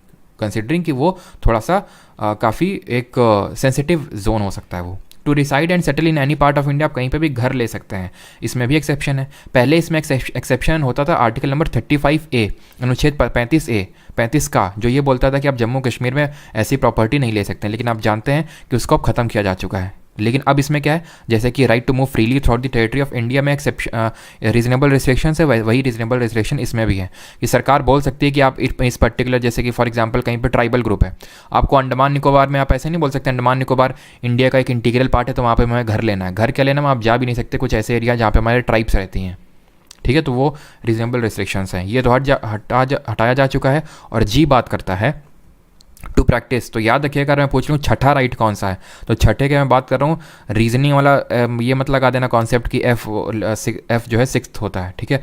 यहाँ पे जो जी है इसमें आपका सिक्स फंडामेंटल राइट लिखा हुआ है आर्टिकल नंबर 19 के तहत, and that is to practise any profession और to carry on any occupation, trade और बिजनेस, यानी आप कोई भी धंधा कर सकते हैं। रीजनेबल रिस्ट्रिक्शन इसमें क्या हो सकता है, उचित प्रतिबंध कि धंधा कर सकते हैं, दैट डजंट मीन कि मैं मानव तस्करी करूंगा, मैं ड्रग ट्रैफिकिंग करूंगा, ठीक है, ये सब नहीं चलेगा, तो ये एक्सेप्शन है इसमें। और इसके अलावा आप कोई भी धंधा कर सकते हैं। ये हमारे आर्टिकल नंबर 19 के तहत। इसको याद करने की ट्रिक क्या है, साम रूप। एस से हो गया स्पीच एंड एक्सप्रेशन, ए से हो गया right to assemble, right to form association, right to movement, right to reside and settle in any part of India, right to occupation, साम रूप, ठीक है, साम रो। आते हैं अब आर्टिकल नंबर 20 पे, अनुच्छेद 20, ये बात करता है protection and respect of conviction for offences, यानी अपराधों के लिए सजा या फिर दोष सिद्धि के संबंध में संरक्षण प्राप्त है आपको आर्टिकल नंबर 20 के तहत। यानी अगर आपको अरेस्ट कर लिया जाएगा उसके बाद भी हमारे कॉन्स्टिट्यूशन ने आपको कुछ राइट्स दिए हैं कि आपके पास ये सारे राइट्स हैं, ठीक है। बिल्कुल आर्यमान सिद्धांत, उसमें कुछ रिस्ट्रिक्टेड एरियाज़ है, वहाँ पे आप नहीं जा सकते। उसका सीन अब मैं तुम्हें क्या बताऊँ, है यहाँ पे उतना डीप में आपको पढ़ने की ज़रूरत है नहीं कि उसका सीन आपको यहाँ पे क्रिएट करो। आर्टिकल नंबर 20 की अगर बात करें तो ये बात करते हैं अपराधों के लिए सजा या फिर दोष सिद्धि के संबंध में संरक्षण। आपको अरेस्ट कर लिया गया, ठीक है, जम की कुटाई हो रही है आपकी, एकदम समझ रहे हो इंटेंसिटी को मेरी, तो जम की कुटाई हो रही है, पुलिस आपसे बोल रही है कि कल बेटा तुम्हें वहाँ ले चलेंगे, कहाँ पे, कोर्ट में, और तुम्हें अपने खुद के खिलाफ गवाही। चलो एग्जाम्पल ले लेते हैं, इन तरह के एग्जाम्पल से आप बेटर समझ पाते हैं, ठीक है। तो चलिए यहाँ पे एग्जाम्पल लेते हैं। मान लेते हैं यहाँ पे हमारे, मान लेते हैं ये पर्सन है, पर्सन ए है, ठीक है। अब यहाँ पे मैं नाम ले लूँगा तो कुछ हर्ट हो जाएंगे। ये हमारे पर्सन ए है, ठीक है, मिस्टर ए है, और ये मिसेस बी है। मिस्टर ए जो है, मिस्टर ए और मिसेस बी घनिष्ठ मित्र हैं। किस तरह के मित्र हैं आप समझ सकते होंगे। तो इन्होंने क्या सोचा कि ये दुनिया, मतलब इन्होंने नेहा कक्कड़ का गाना सुना और इन्होंने बोला कि ये दुनिया हमें जीने नहीं देगी और चलो भाग चलते हैं अब यहाँ से, अब ये दुनिया हमें जीने नहीं देंगे और हम अकेले से रहना चाहते हैं, ठीक है, एक साथ, ठीक है। तो ये दोनों लोग आपसी सहमति से भागे, मिस्टर ए और मिसेस बी। फिर मिसेस बी के घर वाले जो है पहुँच गए, या फिर बीच रास्ते में ही रोक लिया। मिस्टर बी को तो भेज दिया घर, मिस्टर ए को ले गए थाने पकड़ के, और पुलिस वालों को दिए पैसे कि जम के सुताई करो इनकी, ठीक है, जम के सुताई करो और इनसे कबूलनामा कराओ कि इनसे जो है ज़बरदस्ती हम भगा के ले गए, ऐसे करके, ठीक है। अब ये जो पुलिस वालों ने बोला उनसे जी हुजूर, क्योंकि वो जो मिसेस बी थी वो काफ़ी अमीर घर की थी, तो उन्होंने खूब पैसा भरा थाने वालों को, पुलिस वालों को, कि इनको जम के इनकी पहले तो सुताई करो और इनसे ज़बरदस्ती, इनसे ये बुलाओ कि ये इन्होंने ज़बरदस्ती भगा के ऐसे करके ले गए हैं, और कल जो कोर्ट में इनकी जब पेशी होगी तो यही आप कबूलेंगे। तो पुलिस ने इनको खूब बोला और पुलिस ने खूब मारा, और मिस्टर ए कबूल भी गया कि ठीक है हम कल ये कबूल लेंगे कोर्ट में। कोर्ट में पेशी हुई, कोर्ट ने बोला ना ना ना ना ना, आप बार बार बोलोगे ये चीज़ कि नहीं मैं ज़बरदस्ती भगा के ले गया था, फिर भी कोर्ट नहीं मानेगा। कोर्ट पुलिस पे ये ओनस डालेगा, रिस्पॉन्सिबिलिटी डालेगा कि आप सारे तथ्य और गवाह हमारे सामने प्रेजेंट करो जिससे ये प्रूव हो कि ये मिस्टर ए मिसेस बी को ज़बरदस्ती भगा के ले गए थे। यानी कि ये है हमारा आर्टिकल 20, जो कि हमें ये राइट देता है कि हमको खुद के खिलाफ एक तरह से गवाह नहीं बनाया जा सकता। इसको बोलते हैं नो सेल्फ इंक्रिमिनेशन।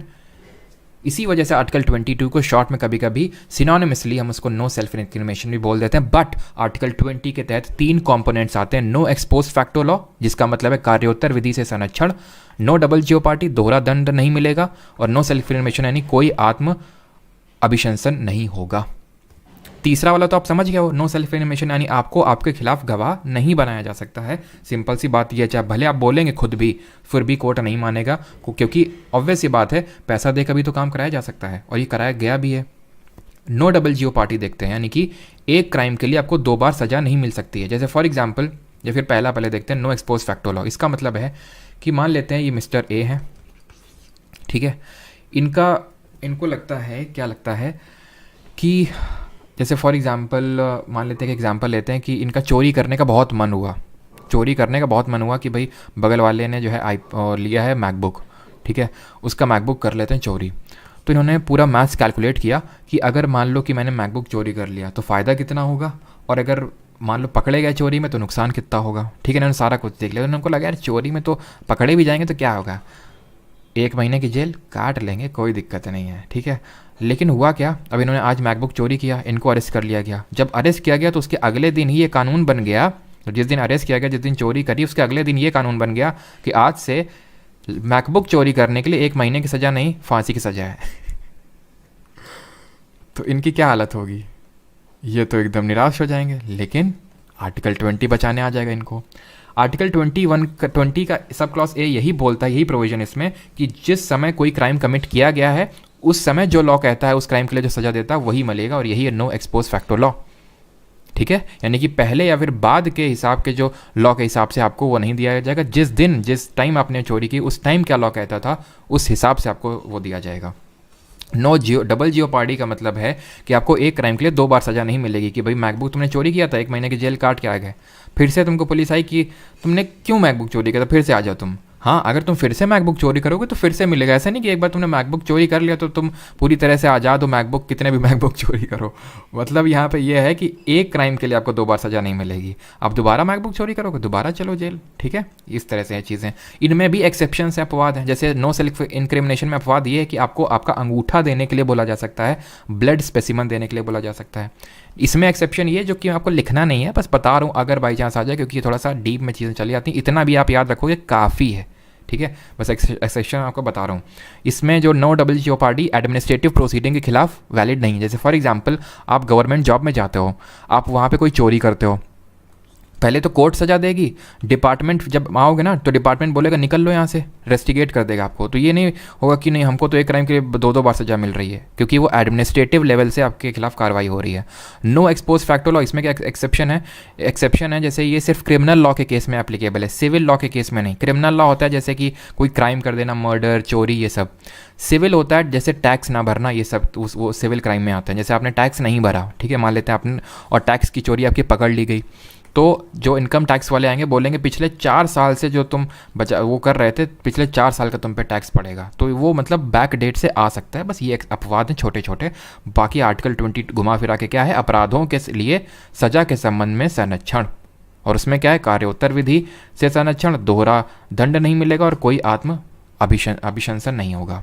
अब आते हैं आर्टिकल 20 जो कि सबसे कॉम्प्रिहेंसिव राइट है, एकदम मोस्ट फंडामेंटल का भी फंडामेंटल राइट है, आर्टिकल नंबर 21, जो कि बात करता है किसकी, जीने के अधिकार की, राइट टू एंड बैंड का टोला। जो वीडियो भाई कमेंट में थोड़ा सा वैसे सिविलाइज तरीके से रहो, और अगर कोई डाउट होता है वो पूछो, है ना। इसी वजह से मैं कमेंट देखता भी नहीं हूँ, ठीक है। मैं खुद डिस्ट्रैक्ट हो जाता हूँ, तुम लोग ऐसे ऐसे कमेंट रहते हैं। जब डाउट होता है तो देखने में अच्छा भी लगता है कि यार डाउट पूछा है, चलो आंसर करने में भी मजा आएगा। खैर आर्टिकल 21 पे आते हैं। आर्टिकल 21 बोलता है किसी व्यक्ति को उसके प्राण या दैहिक स्वतंत्रता से विधि द्वारा स्थापित प्रक्रिया के अनुसार ही वंचित किया जाएगा, अन्यथा नहीं। देख रहे हो कितनी अच्छी हिंदी है मेरी। यानी कि no person shall be deprived of his life और personal liberty except according to procedure established by law. यानी कि किसी को भी उसके लाइफ से डिप्राइव नहीं किया जा सकता है except procedure established by law. इसका मतलब ये हुआ, यही चीज़ गोपालन केस में आई।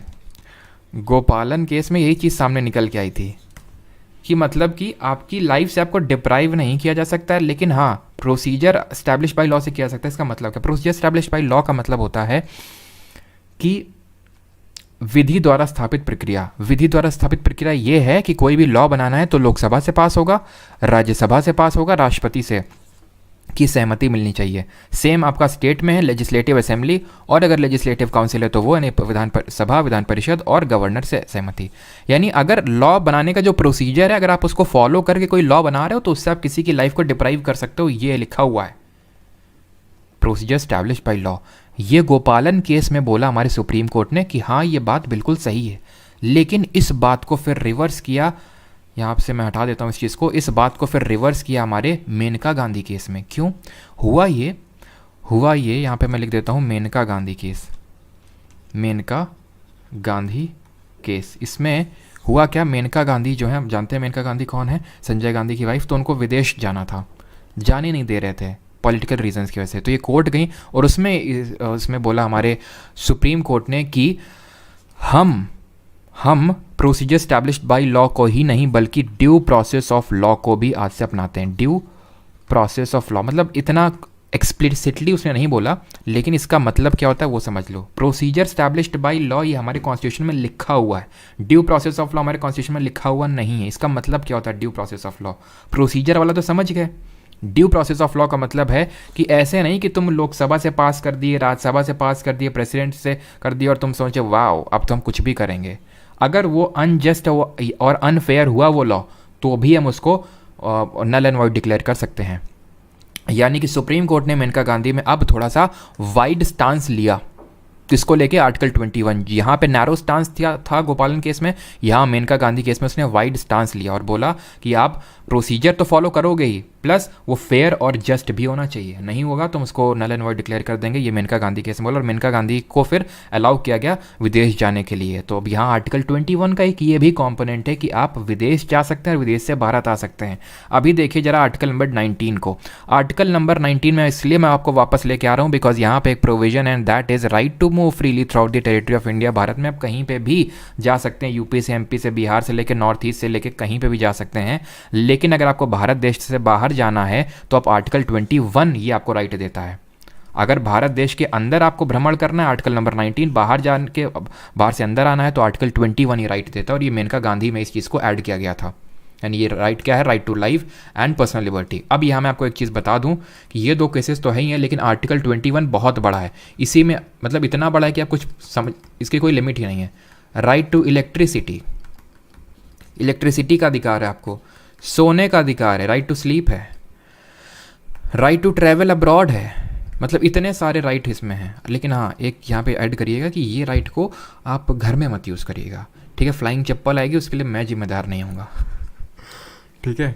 राइट टू ट्रैवल अब्रॉड और राइट, और फिर इसमें जज साहब भी कुछ नहीं कर पाएंगे। फिर अगर मम्मी को आपको प्रेजेंट की, जैसे कि मम्मी ने आपको चप्पल मारी, ठीक है, कि सो क्यों रहा है इतनी देर तक, तो आप कोर्ट जाओगे, मम्मी के खिलाफ केस करोगे कि मुझे राइट टू स्लीप है, जज साहब को भी चप्पल पड़ सकती है। इसलिए ये आपको रिस्क नहीं लेना बिल्कुल भी, ठीक है। राइट टू रेप्यूटेशन, आपको पूरी रेप्यूटेशन का अधिकार है। मतलब ये तो मैंने 4 लिखे हैं, न जाने कितने हैं, 20 से भी ज़्यादा हैं। तो कहना मैं ये चाह रहा हूँ आपसे, अगर कोई आपको इस तरह का अजीब ऊट पटांग सा राइट दिख जाए और पूछे किस आर्टिकल में है, तो बोल देना आर्टिकल 21 में है। अब ऐसा नहीं कि तुम पढ़ो ही ना फंडामेंटल राइट और हर किसी को 21 में डाल दो। हमने सारे पढ़े ना, सारे हमें पता है। उसके बाद भी अगर आपको लगे राइट टू स्लीप इस तरह का थोड़ा सा अजीबो गरीब टाइप, तो आर्टिकल 21 मारना सीधे, ठीक। अब आते हैं आर्टिकल नंबर 21A में। यहाँ तक आर्टिकल 21 ख़त्म होता है। अब यहाँ पे आते हैं आर्टिकल नंबर 21A अनुच्छेद 21 का। ये बात करता है शिक्षा के अधिकार, राइट टू प्राइमरी एजुकेशन की बात करता है। राइट टू प्राइमरी एजुकेशन, सिर्फ शिक्षा का अधिकार बोलना गलत रहेगा, प्राइमरी एजुकेशन का आपको फंडामेंटल राइट है। यानी कि आप ये नहीं बोल सकते, जैसे फॉर एग्जांपल आप के लिए गवर्नमेंट स्कूल्स हैं, अगर आप शिक्षा लेना चाहते हैं स्कूल लेवल पे, और आपको कोई फीस वीस ये सब नहीं लगेगी, सब कुछ फ्री में गवर्नमेंट करके देगी। लेकिन एक पर्टिकुलर स्कूल पास करने के बाद आप ये नहीं बोल सकते ग्रेजुएशन में भी गवर्नमेंट कॉलेजेस में हमें पूरा अधिकार है, वो राइट नहीं है आपके पास। राइट है एजुकेशन का, लेकिन सिर्फ प्राइमरी एजुकेशन का राइट है। इस चीज़ को ऐड किया गया था कॉन्स्टिट्यूशन के 86th कॉन्स्टिट्यूशनल अमेंडमेंट से 2001 में हुआ था, फिर 2 में अप्लाई हुआ था एक्चुअल में, तो 2002 यहाँ पे ऐड कर सकते हो। 86th अमेंडमेंट ऑफ 2002 से इस चीज़ को ऐड किया गया था। जहाँ पे भी आप ABCD इस तरह से लिखा देखें, समझ जाएं कि उस चीज़ को अमेंडमेंट से ऐड किया गया था। जिस तरह अगर कपड़े में आप कोई भी ऊपर से स्टिचिंग करते हो तो अलग से समझ में आ जाती है, उसी तरह से AB कहीं पे लिखा है, दैट मीन्स कि इसको अमेंडमेंट से ऐड किया गया है। 86th अमेंडमेंट ऑफ 2002 से प्राइमरी एजुकेशन को एक फंडामेंटल राइट बनाया गया। इस 86 अमेंडमेंट ने डीपीएसपी और फंडामेंटल ड्यूटी में भी चेंजेस किए थे, जो हम अगले लेक्चर में देखेंगे। अभी के लिए सिर्फ इतना ही। आते हैं आर्टिकल नंबर 22 में। अनुच्छेद 22 किसकी बात करता है? ये बात करता है गिरफ्तारी के दौरान जो आपको अधिकार प्राप्त हैं, यानी protection against arrest and detention. Short में लिख देता हूँ यहाँ पे मैं, protection against arrest and detention, यानी आपको धर लिया गया है। अब धर लिया गया है, दो तरीके से धरा जा सकता है। या तो आपने क्राइम कर दिया है तो उसको बोलते हैं प्यूनिटिव डिटेंशन, या तो आप क्राइम कर सकते हैं ऐसी शंका है, उसको बोलते हैं प्रिवेंटिव डिटेंशन। समझ गए? एक तो जो जनरल लॉ कहता है कि आपने क्राइम कर दिया है उसके बाद आपका अरेस्ट, और एक बार ये है कि आप क्राइम कर सकते हैं, तो उसके बाद आपके पास क्या क्या राइट हैं। तो राइट ये हैं, राइट टू बी इन्फॉर्म्ड, यानी आपको सूचित किया जाएगा कि आपको अरेस्ट क्यों किया गया है। Right to consult and to be defended by a legal practitioner of his choice, इसको रोक दो, इसको देखो। तीसरे को, right to be produced before the nearest magistrate within 24 hours of his arrest. आपको अरेस्ट किया गया ना, 24 घंटे के अंदर आपको जो नियरेस्ट मजिस्ट्रेट है उसके सामने आपके उसको प्रस्तुत किया जाएगा आपको। और अगर मजिस्ट्रेट ने ये नहीं बोला कि इसको फर्दर इसको जेल में डालो, तो आपको छोड़ दिया जाएगा, ये लिखा हुआ है। और इस 24 घंटे में जो ट्रैवल टाइम है उसको इंक्लूड नहीं किया जाएगा। पता चला जाम लगा है, 24 घंटे ले, 24 घंटे खत्म हो गया, अब सीधे तुम जेल चलो, मजिस्ट्रेट के पास नहीं, ऐसा नहीं है, ठीक है। और right to consult and to be defended by a legal practitioner का इसका मतलब ये है कि आपको एक वकील मिलेगा, वो एक्चुअल में सरकारी वकील होता है यूजुअली का वही होगा सरकारी वकील। तो आपको ये right to consult and to be defended by legal practitioner है। जैसे कि अजमल कसाब एग्जाम्पल है इसका।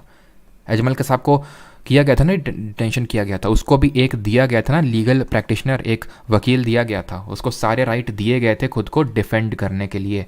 ये है हमारा भारत, समझ रहे हैं आप? तो इतने सारे राइट्स आपको मिले हुए हैं, यहाँ तक कि इन जैसे गद्दारों को भी मिले हुए हैं राइट्स हमारे यहाँ पे। तो कौन कौन से राइट सिर्फ सिटीजन्स को मिले हुए हैं, कौन से गद्दारों हैं, या फिर एक तरह से फॉरेनर्स को भी मिले हुए हैं, वो सारी हम देखेंगे, लेकिन सारे फंडामेंटल राइट्स को देखने के बाद। ये तो हो गया प्यूनेटिव वाला, ये आपने क्राइम कर दिया है। प्रिवेंटिव आप क्राइम करने की ऐसी आपको मतलब सरकार को लग रहा है, स्टेट को लग रहा है कि आप क्राइम कर सकते हैं। जैसे कि कश्मीर में क्या हुआ, आर्टिकल 370 रिवोक हुआ, उसके बाद लगा कि ये लोग दंगे भड़का सकते हैं, इसलिए उनका हाउस अरेस्ट कर लिया गया, यानी प्रिवेंटिव डिटेंशन कर लिया गया। इनके पास भी कुछ ये है, एक तो इनको भी इन्फॉर्म किया जाएगा कि क्यों अरेस्ट किया जा रहा है, इनको भी ये अधिकार है कि इनको एक लीगल प्रैक्टिशनर दिया जाएगा। और तीसरा ये है कि अगर सरकार ऑथराइज़ नहीं करती है तो 2 महीने से ज़्यादा इनका डिटेंशन नहीं हो सकता। वैसे तो पहले 3 महीने का टाइम होता था, लेकिन 44th अमेंडमेंट से इस चीज़ को घटा के 2 महीने कर दिया गया था। ये चीज़ें आपको लिखनी नहीं है, बस सुन लो, अगर पूछ ले तो। बस आर्टिकल 22 में आपको इतना पता होना चाहिए, ये दिया हुआ है protection against arrest and detention, गिरफ्तारी के दौरान अधिकार, ख़त्म। जो मैं एक्स्ट्रा चीज़ें बता रहा हूँ वो समझने के पर्पज़ से हैं, लिखनी नहीं आपने।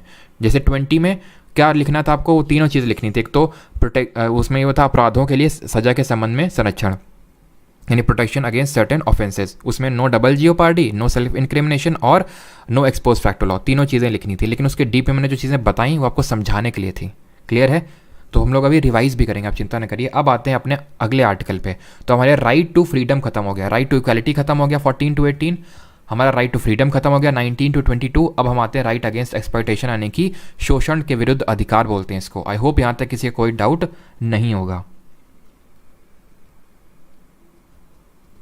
क्लियर है?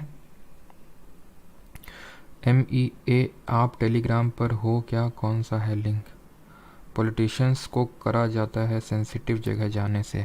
सिर्फ पॉलिटिशियन को नहीं, किसी को भी किया जा सकता है। अगर लगा आप जैसे आप गोलू जी हैं, ठीक है, लगा कि गोलू जी जो हैं दंगे भड़का सकते हैं या फिर कुछ खतरा है, तो आपको तुरंत अरेस्ट कर लिया जाएगा, ठीक है।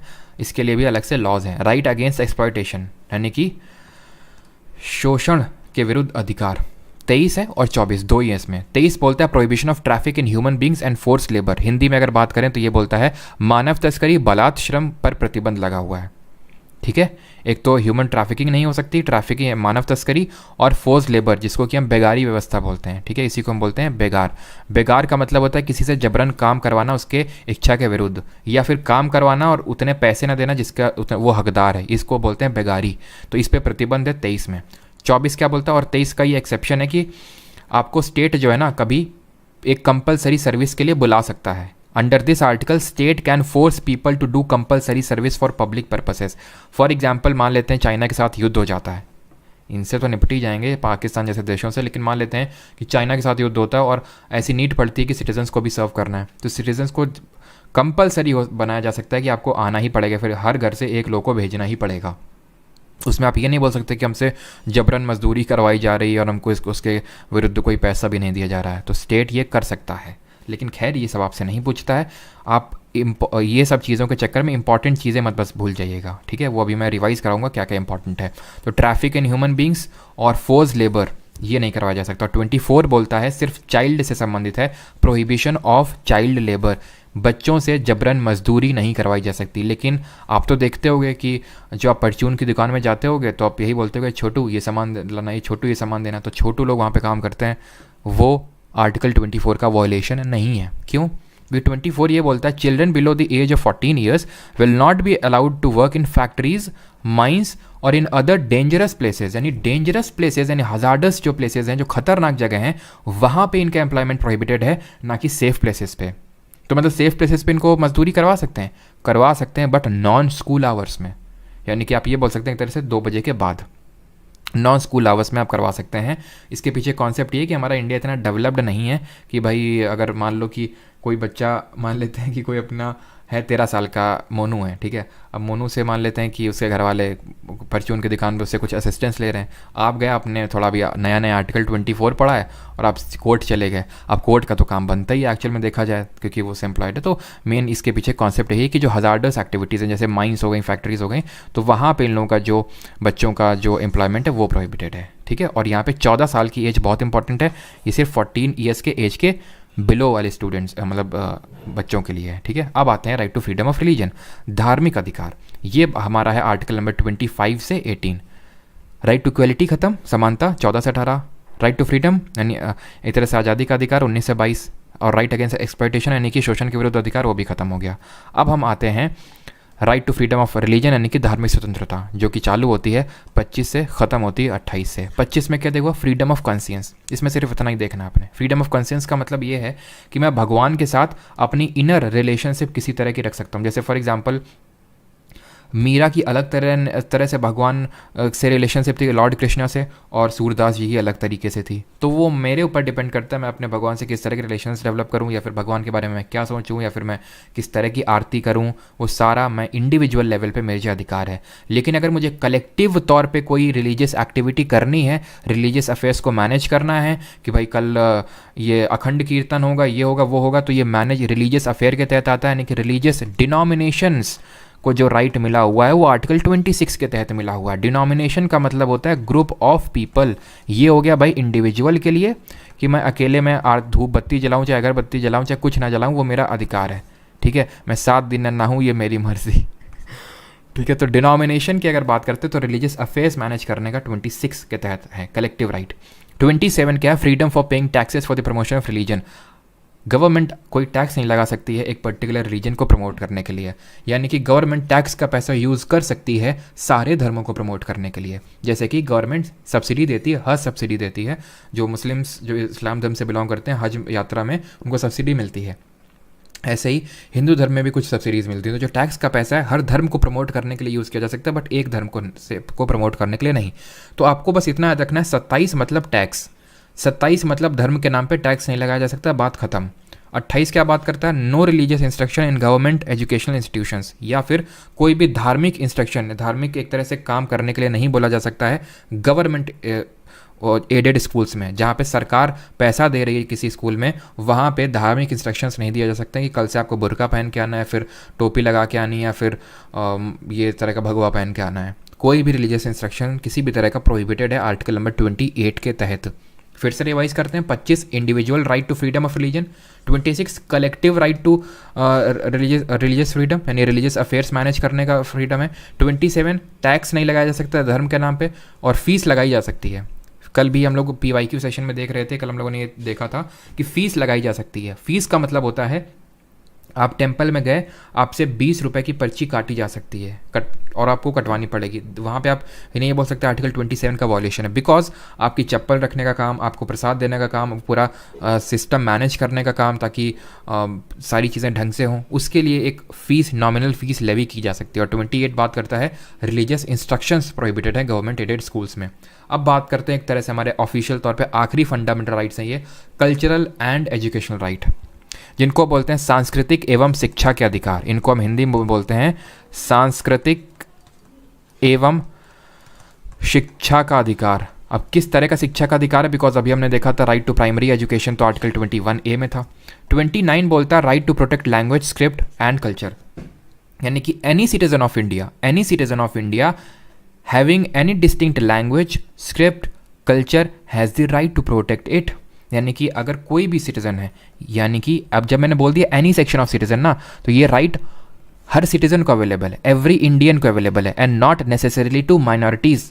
बहुत इंपॉर्टेंट डिफरेंस है। आर्टिकल 30 है ये सिर्फ माइनॉरिटीज़ को मिला हुआ है, ओनली टू माइनॉरिटीज़, लेकिन जो आर्टिकल नंबर 29 के तहत राइट है ये एवरी इंडियन सिटीज़न को मिला हुआ है, चाहे माइनॉरिटी हो चाहे ना हो। अगर मेरी कोई डिस्टिंक्ट लैंग्वेज है, अगर मेरी भोजपुरी लैंग्वेज है, डिस्टिंक्ट लैंग्वेज है, तो मेरा उस पर हक है कि मैं उसको प्रोटेक्ट करूँ, उसका खूब प्रचार करूँ, जो करना है वो कर सकता हूँ मैं, उसको प्रोटेक्ट करने का। मेरा कोई पर्टिकुलर कल्चर है कि भाई हमारा कल्चर ये है कि कोई भी आएगा तो उसके पैर चूमेंगे क्योंकि हम बलबन के फॉलोवर्स हैं, ठीक है, तो आप कर सकते हैं सिजदा और पैबोस, वो आपका डिस्टिंक्ट कल्चर है, आप पैर चूम सकते हैं। तो आर्टिकल नंबर 29, ऑब्वियस सी बात है, रीजनेबल रिस्ट्रिक्शंस तो होता ही है। तो आर्टिकल नंबर 29 का एक ये भी कंपोनेंट है, ये भी अधिकार देता है कि कोई भी अपने बच्चे को उसकी नेटिव लैंग्वेज में शिक्षा भी दे सकता है। ये यूजुअली लिखा नहीं जाता है, बट है ये आर्टिकल, कॉन्स्टिट्यूशन अगर आप पढ़ेंगे तो उसमें है ये, इसमें ये भी अधिकार है 29 के तहत कि अगर आप कोई आपकी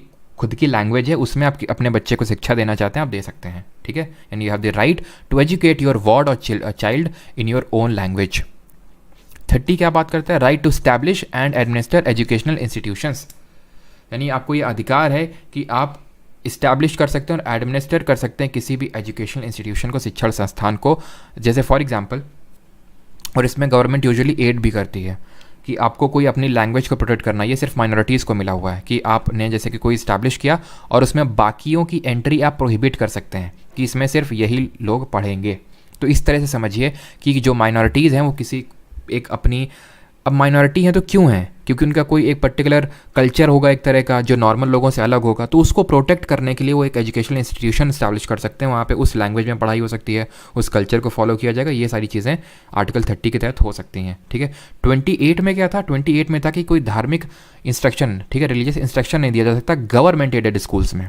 लेकिन अगर कोई एक ऐसा स्कूल है जो कि मान लो कि एक हिंदू ट्रस्ट है कोई, ठीक है, मान लेते हैं एक शिव ट्रस्ट है, ठीक है, शिव ट्रस्ट है, ऐसे करके कोई फिर राम ट्रस्ट है, उस ट्रस्ट के पैसे से कोई स्कूल बनता है, उस ट्रस्ट के पैसे से वो स्कूल चलता है, तो वहाँ पे ये बोला जा सकता है कि हाँ हर किसी के बस्ते में शिव जी की फ़ोटो होगी, या फिर सुबह आने से पहले शिव जी की पूजा होगी, और अगर होमवर्क करके नहीं लाए तो टीचर शिव तांडव करेगा ये हो सकती है, क्यों, क्योंकि वो गवर्नमेंट एडेड स्कूल नहीं रहा, फिर समझ रहे हैं। तो बस क्योंकि उतने डीप में नीडेड नहीं है इसलिए मैंने आपको बताया नहीं, क्योंकि किस किस तरह के स्कूल होते हैं और किस किस तरह में रिलीजियस इंस्ट्रक्शन प्रोहिबिटेड हैं, किस में अलाउड है। बस आपने इतना याद रखना है कि 28 के तहत कोई धार्मिक इंस्ट्रक्शन नहीं दिया जा सकता है गवर्नमेंट एडेड स्कूल में, ख़त्म, ठीक है। और राइट्स हो गए आपके ख़त्म, राइट्स आपके ख़त्म हो गए यहाँ पे। आर्टिकल 31 ही जब हम DPSP देखेंगे ना तो वहाँ पे इसको देखेंगे, 31 को क्लियर हो गया। 32 पे आते हैं अभी। 32 बात करता है रिट की, इसके बाद 33 बचेगा, 34 बचेगा और 35 बचेगा। छोटे छोटे हैं, एक एक लाइन के हैं वो, और वो ख़त्म हो जाएंगे, लेकिन एक्चुअल में आपके मौलिक अधिकार हो गए ख़त्म। अब हम पढ़ेंगे आखिरी मौलिक अधिकार, राइट टू कॉन्स्टिट्यूशनल रेमेडी। वो ये बोलता है कि अब अगर आपके मौलिक अधिकारों का होता है हनन, तो अब आपके पास क्या है अधिकार। क्यों ये आर्टिकल 32 को इसमें डालना जरूरी था, इसकी इंपॉर्टेंस बताते हुए हमारे डॉक्टर भीमराव अंबेडकर जी कहते हैं कि it is the heart and soul of Indian constitution. ये हमारे अंबेडकर जी कहते हैं, उसके पीछे का रीज़न है, ये हमारे कहा डॉक्टर भीमराव अंबेडकर जी ने। रीज़न इसका ये है, फॉर एग्ज़ाम्पल मैं आपको बोलूँ कि ये लो 1 करोड़ रुपए, लेकिन तुम इसको खर्च नहीं कर सकते हो। इस बात का कोई लॉजिक बनता है? नहीं बनता है। उसी तरह हमारे कॉन्स्टिट्यूशनल मेकर्स ने हमें इतने सारे राइट दे दिए, इतने सारे कॉम्प्रिहेंसिव राइट दे दिए जो किसी कंट्री के कॉन्स्टिट्यूशन में नहीं है, लेकिन उनको प्रोटेक्ट ही नहीं कर रहा है। अब मान लो फॉर एग्जाम्पल हमारे राइट को किसी ने छीन लिया, तो अब क्या होगा? मेरे पास क्या राइट है? मान लो छीन लिया तो मैं कुछ कर सकता हूँ, तभी तो वो किसी मायने हैं उसके राइट के, तो वो मायने आर्टिकल 32 से स्थापित किए जाते हैं, जहाँ पे अगर किसी के फंडामेंटल राइट्स का वॉयलेशन होता है तो आप इस आर्टिकल 32 का यूज़ करके एंड आर्टिकल 226 का यूज़ करके आप कोर्ट जा सकते हैं। 32 का यूज़ करके सुप्रीम कोर्ट जा सकते हैं, 226 का यूज़ करके आप हाई कोर्ट जा सकते हैं। तो सर इसको 226 में क्यों रखा, हाई कोर्ट को अलग से क्यों रखा और 226 इतना दूर क्यों रखा? क्योंकि 32 तो हमारा फंडामेंटल राइट हो गया, लेकिन 226 तो इस तरह से फंडामेंटल राइट हुआ ही नहीं। बिल्कुल बात सही है। यही अंतर आएगा आप रिट में। रिट क्या होती है समझ गए? अभी देखेंगे 5 तरह की रिट होती हैं जिनको कि हमारा कोर्ट इशू करता है अगर हमें फंडामेंटल राइट का वायलेशन होता है, लेकिन रिट जुरिस्डिक्शन में अंतर होता है। रिट का जो क्षेत्राधिकार होता है जुरिस्डिक्शन, सुप्रीम कोर्ट का और हाई कोर्ट में, उसमें डिफरेंसेस क्या है वो समझ लो अभी, ठीक है? डिफरेंसेस क्या है? पहला डिफरेंस तो ये है कि supreme court can not refuse to issue writ. आप सुप्रीम कोर्ट गए, वो मना नहीं कर सकता है। इसका मतलब सर हाई कोर्ट कर सकता है? जी हाँ कर सकता है। बस यही कारण है कि इसको 226 में रखा गया है। Supreme court can not refuse, यानी कि ये हमारा फाइनल गारंटर है फंडामेंटल राइट का Supreme Court. It can not refuse to issue writ but high court can. Clear हो गया कि क्यों 226 में वहाँ पे पड़ा हुआ है? क्योंकि ये फिर जस्टिस फेबल नहीं है एक तरह से, ठीक है? दूसरा इसमें जो डिफरेंस है वो ये है कि हाई कोर्ट का जो रिट जुरिस्डिक्शन है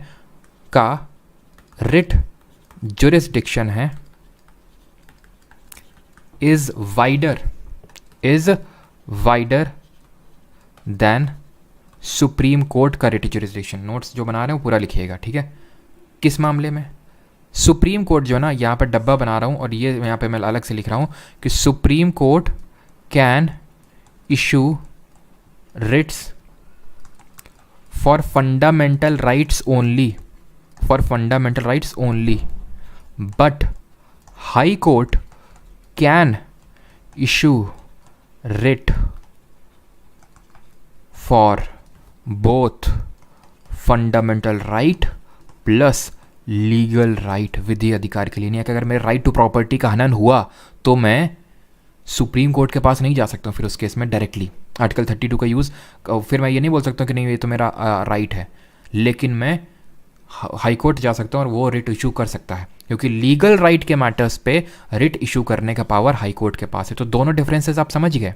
एक तो सुप्रीम कोर्ट कभी रिफ्यूज़ नहीं कर सकता रिट इशू करने से फंडामेंटल राइट्स की जब बात आती है तब, और हाई कोर्ट ना सिर्फ फंडामेंटल राइट को इशू कर के केस में इशू कर सकता है रेट को, बल्कि लीगल राइट का वॉयलेशन होता है तो भी कर सकता है, बट वो मना कर सकता है। ये पहला वाला बोलता है। खत्म हो गया। अब आई होप यहाँ तक सभी को क्लियर होगा। अब हम यहाँ पे देखेंगे कि हमारी कितने टाइप की रिट होती हैं और उनका मतलब क्या होता है, यहाँ से क्या क्या पोटेंशियल क्वेश्चंस बन सकते हैं एग्जाम में। ठीक है, बस यही लास्ट टॉपिक है आपका। इसके बाद एक एक लाइन के 33, 34 और 35 है। इसको भी ऐसा आपको समझाऊंगा ना, आपको एकदम सारी चीज़ें समझ में आएंगी। और उसके बाद थोड़ा ट्रिक विक देख लेंगे, अगर जिसको याद ना। वैसे तो ट्रिक से मैं नहीं बोलूँगा, आप याद करिए इस तरह से, धीरे धीरे धीरे धीरे याद हो जाएंगे। हम लोग इतने क्वेश्चंस करेंगे, ठीक है। चलो, तो भाई फर्स्ट एक तरह की रिट है हेबियस कॉर्पस। इसका मतलब होता है to have the body of. इसका मतलब होता है to have the body of. इसका लिटरल मीनिंग है to have the body of, यानी उसका शरीर लेके आओ। जैसे फॉर एग्जांपल वही एग्जांपल लेते हैं, मिस्टर ए मिसेस बी के साथ भाग गए, ठीक, भाग गए और बीच में पकड़ लिया मिसेस बी के घर वालों ने। मिस्टर ए को पिटाई कराई, इनको जो है धर लिया, उन्होंने पिटाई करवाई और पुलिस के पास नहीं लिया, धर लिया इनको।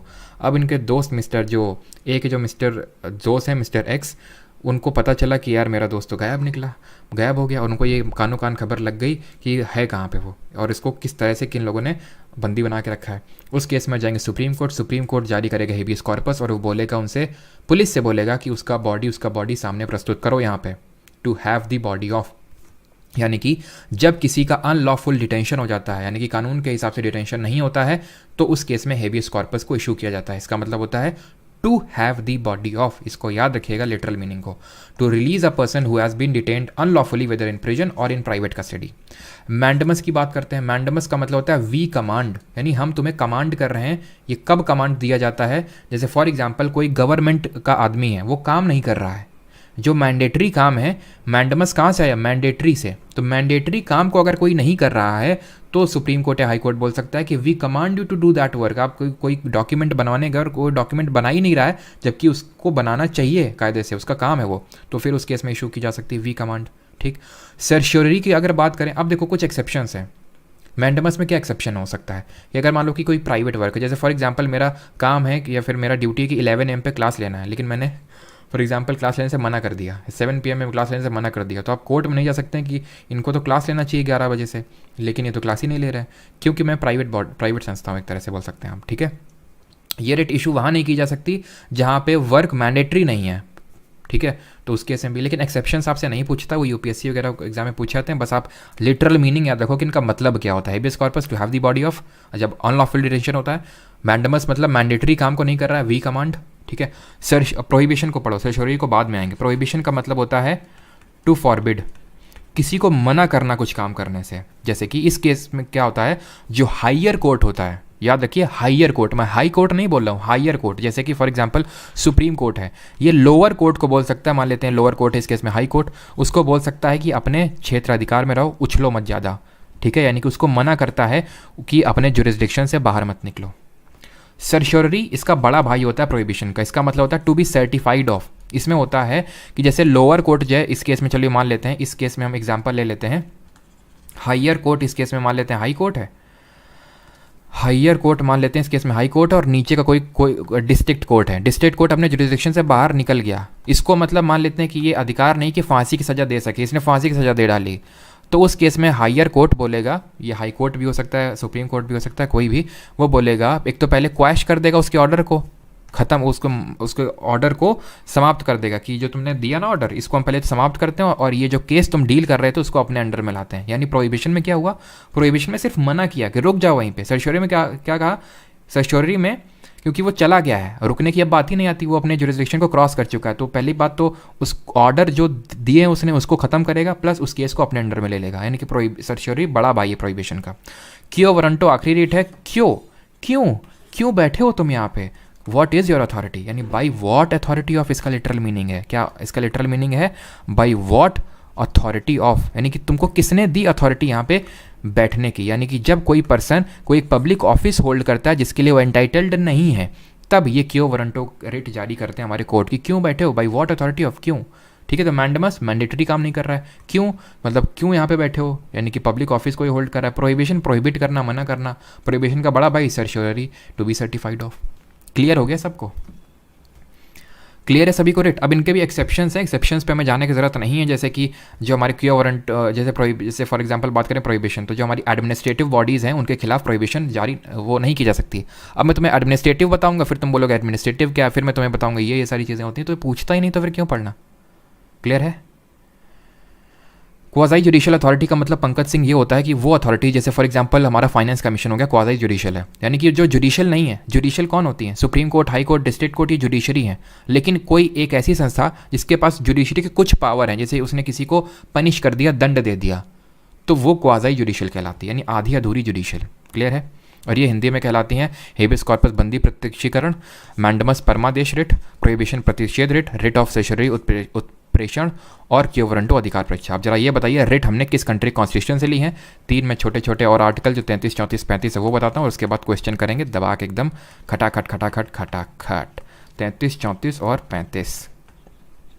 33 क्या बोलता है, 33 बोलता है कि पार्लियामेंट, मतलब एक तरह से ये पार्लियामेंट्स, इट एम्पावर्स पार्लियामेंट, आप बोल सकते हैं एम्पावर्स पार्लियामेंट, और parliament's power to restrict, parliament's power to restrict fundamental rights to the armed personnels, या फिर जो हमारे डिफेंस फोर्सेस के पर्सनल्स हैं, या फिर आर्म फोर्सेस, पैरामिलिट्री फोर्सेस के जो लोग हैं, शॉर्ट में मैं लिख रहा हूँ आर्म्ड पर्सनल्स, या फिर आर्म फोर्सेस के पर्सनल्स, आर्म्ड पर्सनल्स लिख रहा हूँ। इसका आप मतलब समझ जाइएगा, डिफेंस यानी कि नेवी, एयरफोर्स और आर्मी, CAPF यानी ITBP, CISF, CRPF और ये सब जो हमारी BSF ये सब आती हैं, और SSB ये सब आ जाती हैं, जितनी भी हमारी हैं, इंडियन कोस्ट गार्ड, ये सारे जो हमारे इनके पर्सनल्स होते हैं, जैसे फॉर एग्जांपल मेरे फादर CISF में थे, ठीक है, तो उनको ये अलाउड नहीं था कि वो व्हाट्सएप पे DP तक लगा सकें वर्दी में।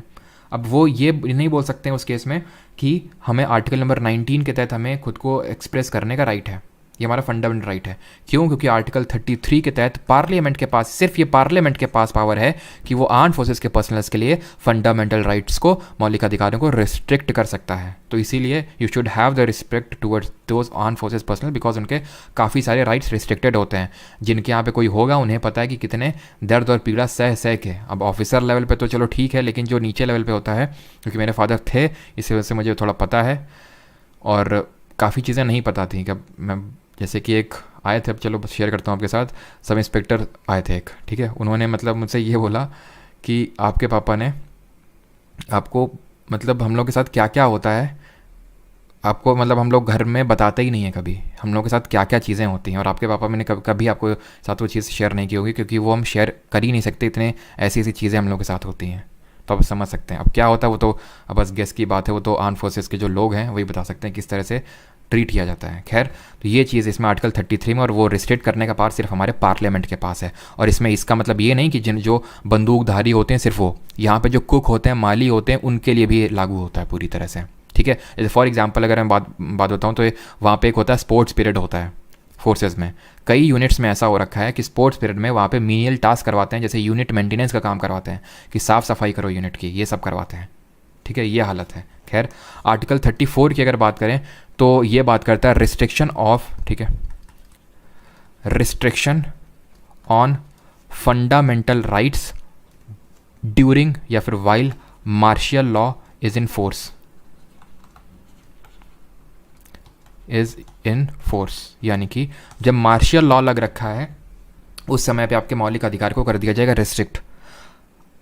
इमरजेंसी के टाइम पे फंडामेंटल जो रिस्ट्रिक्ट होते हैं वो अलग आर्टिकल हैं, आर्टिकल 358 एंड 359। वो जब इमरजेंसी पढ़ेंगे तो वहाँ देखेंगे, यहाँ मार्शियल लॉ से डील करता है। सर मार्शियल लॉ और इमरजेंसी में अंतर क्या है? जैसे फॉर एग्जांपल मार्शियल लॉ एक पर्टिकुलर स्पेसिफिक पार्ट में होता है।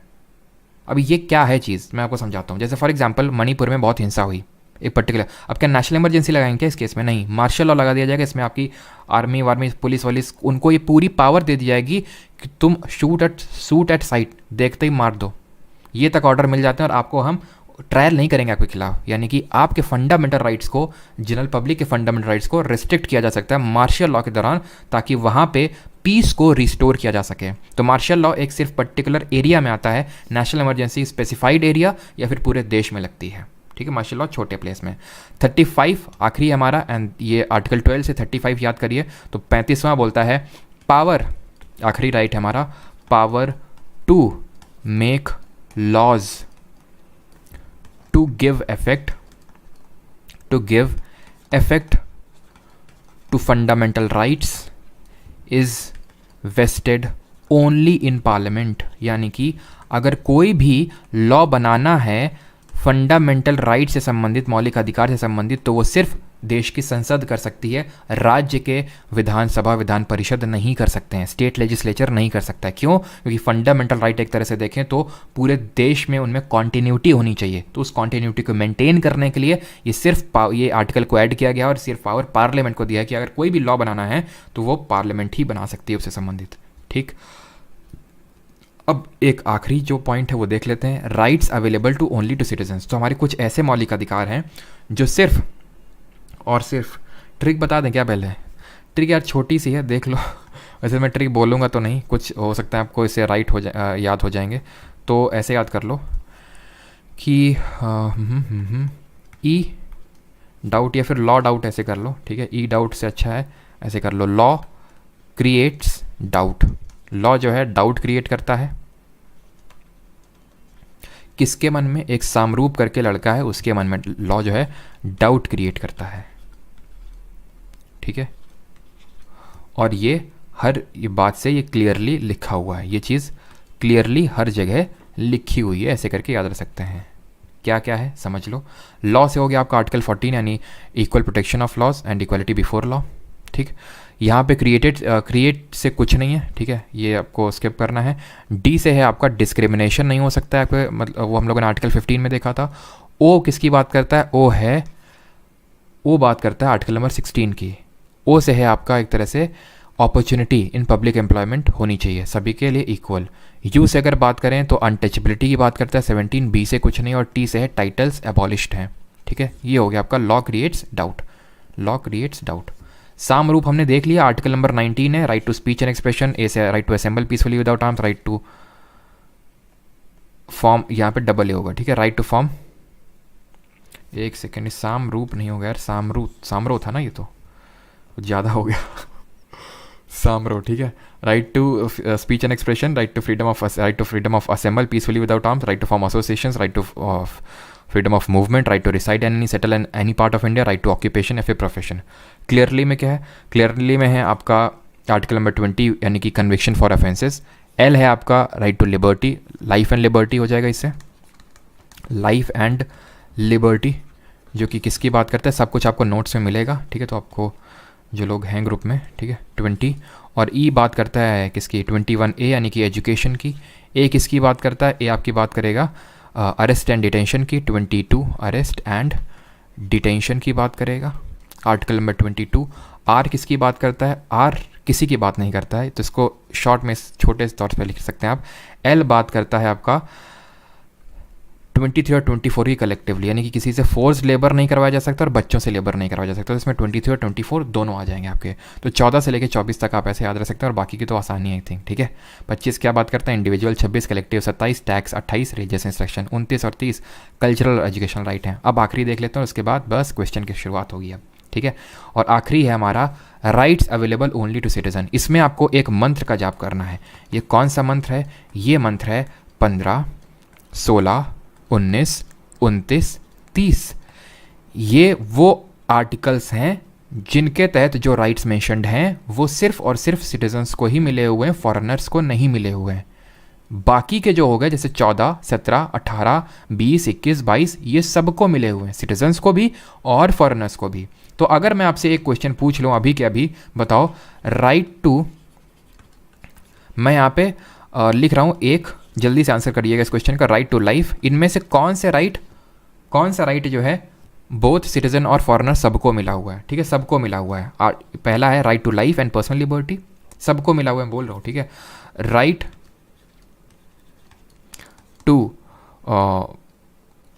To form association, right to form association,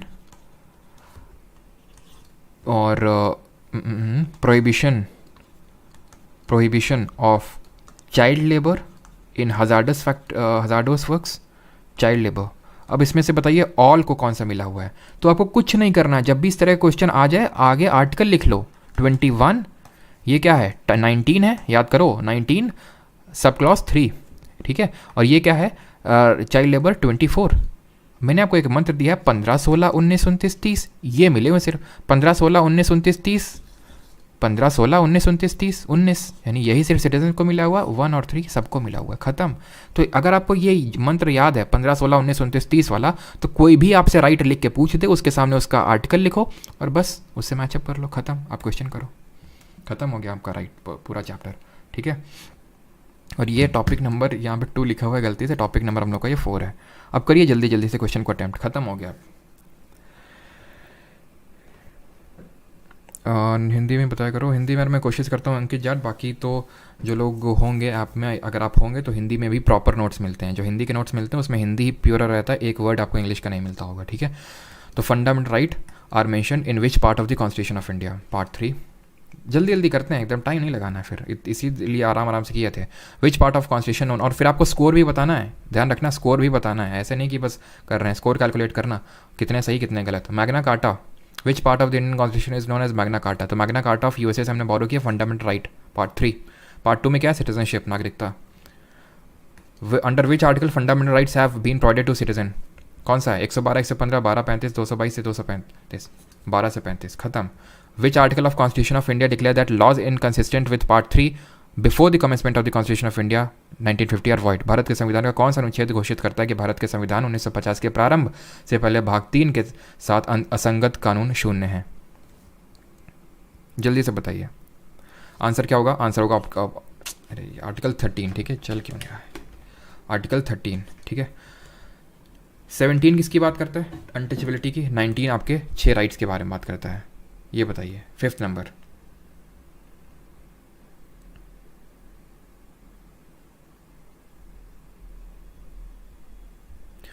fifth बात करता है which article gives precedence to constitutional provision over the laws made by the union parliament state legislature, यानी संविधान को ऊपर रखता है कानून से। 13 बात करता है, 13 यही तो बोलता है अगर कोई भी लॉ बनाया गया और वो अगर इन कॉन्ट्रवेंशन है फंडामेंटल राइट जो कि हमारे कॉन्स्टिट्यूशन में लिखे हुए हैं, तो फंडामेंटल राइट्स को मैं कॉन्स्टिट्यूशनल राइट्स भी बोल सकता हूँ। रीज़न क्या है? रीज़न ये है कि वो कॉन्स्टिट्यूशन में लिखे हुए इसलिए। क्लियर है? तो ऑप्शन नंबर ए सही आंसर होगा। 32 हमने देखा राइट टू कॉन्स्टिट्यूशनल रेमेडीज जिसके तहत सुप्रीम कोर्ट रेट इशू करता है। 6th नंबर करिए जल्दी से।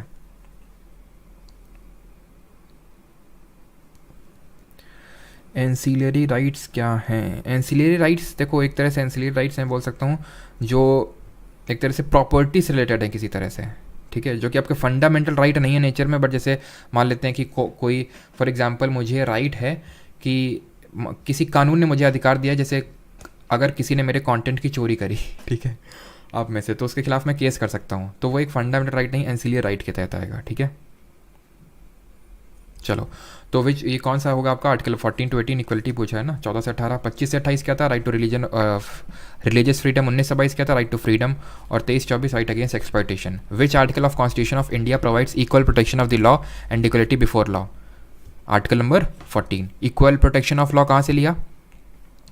पहले तो याद रखना इक्वलिटी बिफोर लॉ कहाँ से लिया? यूके से। और इक्वल प्रोटेक्शन ऑफ लॉ लिया यूएसए से, ठीक। आगे बढ़ते हैं। 8 how many rights are mention in right to equality? समानता के अधिकार के अंतर्गत कितने अधिकारों का उल्लेख है? 3, 6, 5, 4। तो राइट टू इक्वलिटी की बात करें तो कहाँ से कहाँ तक है? आर्टिकल नंबर 14 से लेके 18 तक है, यानी 14, 15, 16, 17, 18 टोटल कितने हो गए? 5 हो गए। अगले क्वेश्चन पे आइए। Which of the following article state that state shall not discriminate against only on ground of religion, race, caste, sex और प्लेस ऑफ बर्थ? कौन सा है? तो ये हमारा आर्टिकल नंबर 15, ठीक है। अच्छा ठीक है, अब हिंदी में बोल देंगे मोनू भाव जी। तो भारत के संविधान का कौन सा अनुच्छेद अस्पृश्यता की अवधारणा को समाप्त करता है? बहुत आसान सा क्वेश्चन है, आर्टिकल नंबर 17। 20 किसकी बात करता है? अपराधों के लिए सजा के संबंध में संरक्षण या protection against certain offences. 18 abolition of title, यानी कि आपको उपाधि को स्टेट नहीं दे सकता है। और 19 किसकी बात करता है? 19 बात करता है वाक और अभिव्यक्ति की स्वतंत्रता का अधिकार। Abolition of title comes under, अब उपाधियों का उन्मूलन किसके तहत आता है? तो आर्टिकल 18 में। आर्टिकल 18 मतलब राइट टू इक्वलिटी, समानता का अधिकार। निम्नलिखित में से कौन सा अनुच्छेद किसी भी जाति के उम्मीदवार को किसी भी सार्वजनिक रोजगार अवसर के लिए आवेदन करने का अधिकार देता है? 16(2), 18(2), 17(2), 15(2)। आंसर होगा 16(2). 16(4) क्या बात करता है? प्रमोशन की और एक तरह से रिजर्वेशन की, reservation in appointment and promotion. Under which article did the government of India Bharat Ratna and Padmashri awards? Bharat सरकार ने किस अनुच्छेद के तहत भारत रत्न और पद्मश्री पुरस्कार देता है? 14, 31, 18 या फिर 25? बताइए कौन से आर्टिकल के तहत? तो आंसर क्या होगा? 18, क्योंकि मिलिट्री और जो एकेडमिक टाइटल्स हैं, यानी कि जो सैन्य और शैक्षणिक जो क्षेत्र में जो उपाधि दी जाती हैं वो बिल्कुल प्रोहिबिटेड नहीं है आर्टिकल 18 के तहत। आर्टिकल 18 में ये भी ये ध्यान रखना कि कोई फॉरेनर भी टाइटल नहीं ले सकता फॉरेनर से। वो ले सकता है लेकिन प्रेसिडेंट की अनुमति से, राष्ट्रपति की अनुमति लेगा तभी ले सकता है। तो कोई फॉरेनर भारत में रह रहा है वो फॉरेन से टाइटल नहीं ले सकता। यहाँ तक कि कोई इंडियन अगर कोई फॉरेनर से कोई टाइटल ले रहा है वो नहीं ले सकता है जब तक प्रेसिडेंट उसको परमिशन ना दे दे। Under which article of Indian constitution are Indian citizens guaranteed the right to 6 fundamental right? तो 6 फंडामेंटल राइट किसमें मिले हुए हैं? 19 में। सामरो है ना, speech and expression, assemble, association, movement, reside and occupation. Foremost right among right to freedom is? Now this question was asked in CGL 2022. स्वतंत्रता के अधिकार में सबसे महत्वपूर्ण अधिकार कौन सा है? तो राइट टू फ्रीडम में कितने हमारे? 19 है, 20 है, 21 है, 22 है। इसमें से सबसे इंपॉर्टेंट आपको क्या लगता है? सबसे इंपॉर्टेंट है right to life and personal liberty, option number A. इसके बाद है 19। अगर 2 राइट दे के पूछे कि फोरमोस्ट राइट कौन से हैं तो 19 और 21 दोनों होंगे, ठीक है। 21 इसलिए ज़्यादा इंपॉर्टेंट है बिकॉज ये लाइफ की बात करता है। अरे भाई लाइफ होगी तब तो कोई राइट होगा, लाइफ ही नहीं है तो फिर बाकी राइट्स का मतलब क्या हुआ? अब राइट टू लाइफ में बहुत सारी चीज़ें आती हैं। राइट टू लाइफ का मतलब है जैसे कि आपको स्वच्छ हवा का अधिकार है, ऐसा नहीं कि कोई बगल में आपकी फैक्ट्री खुल गई, वो इतना धुआं प्रदूषण कर रही है, लेकिन नहीं, आपसे तो बोला जा रहा है नहीं, आपके पास तो राइट टू लाइफ है, आप जी तो रहे ना। अरे भाई कैसे जी रहे हो अभी तो देखो। तो वो आर्टिकल नंबर 21 इंश्योर करता है right to life and personal liberty, और वो आपका फोरमोस्ट राइट है among the rights to freedom. ये एनसीईआरटी से डायरेक्टली लाइन उठाई गई है और आपके सीजीएल 2022 में पूछी गई थी। Article 19 of Indian constitution provides for how many types of freedom. अनुच्छेद जो 19 है वो कितने तरह के फ्रीडम देता है हमें? 6 तरह के देता है। Which of the following amendments of the constitution of India amended article 19 and inserted provisions fully securing the constitutional validity of zamindari abolition law. यानी भारत के संविधान के निम्नलिखित में से किस संशोधन है अनुच्छेद 19 में संशोधन किया और सामान्य रूप से जमींदारी उन्मूलन कानून और विशेष रूप से कुछ निर्दिष्ट राज्य अधिनियम को लागू किया? बताइए। तो ये हमारा amendment number. Enforceable means in is F R enforceable. बिल्कुल मंदाकिनी जी, एफ आर एनफोर्सिएबल है और उसका मतलब है आप कोर्ट में जा सकते हैं और उसके विरुद्ध आपको न्याय मिलेगा, जो कि आपको प्रियम्बल में नहीं मिलता, डीपीएसपी में नहीं मिलता और ना ही फंडामेंटल ड्यूटी में मिलता है। ठीक है, आंसर इसका फर्स्ट अमेंडमेंट होगा जो 1951 में हुआ था। याद करिए 9th शेड्यूल को हमने पढ़ा था टीयर्स ऑफ ओल्ड पीएम, पढ़ा था tears of old PM, municipality, panchayat, defection, और ये क्या था? ये था आपका ओल्ड, ये था आपका लैंड रेवेन्यू, एक तरह से लैंड से संबंधित था, यानी कि एबॉलिशन ऑफ ज़मींदारी हुआ था। याद करिए, इससे आपका फर्स्ट शेड्यूल को जोड़ा गया था जिसमें कि आपका ज़मींदारी वगैरह के बारे में एबॉलिशन दिया गया था। तो फर्स्ट अमेंडमेंट होगा ऑप्शन नंबर बी।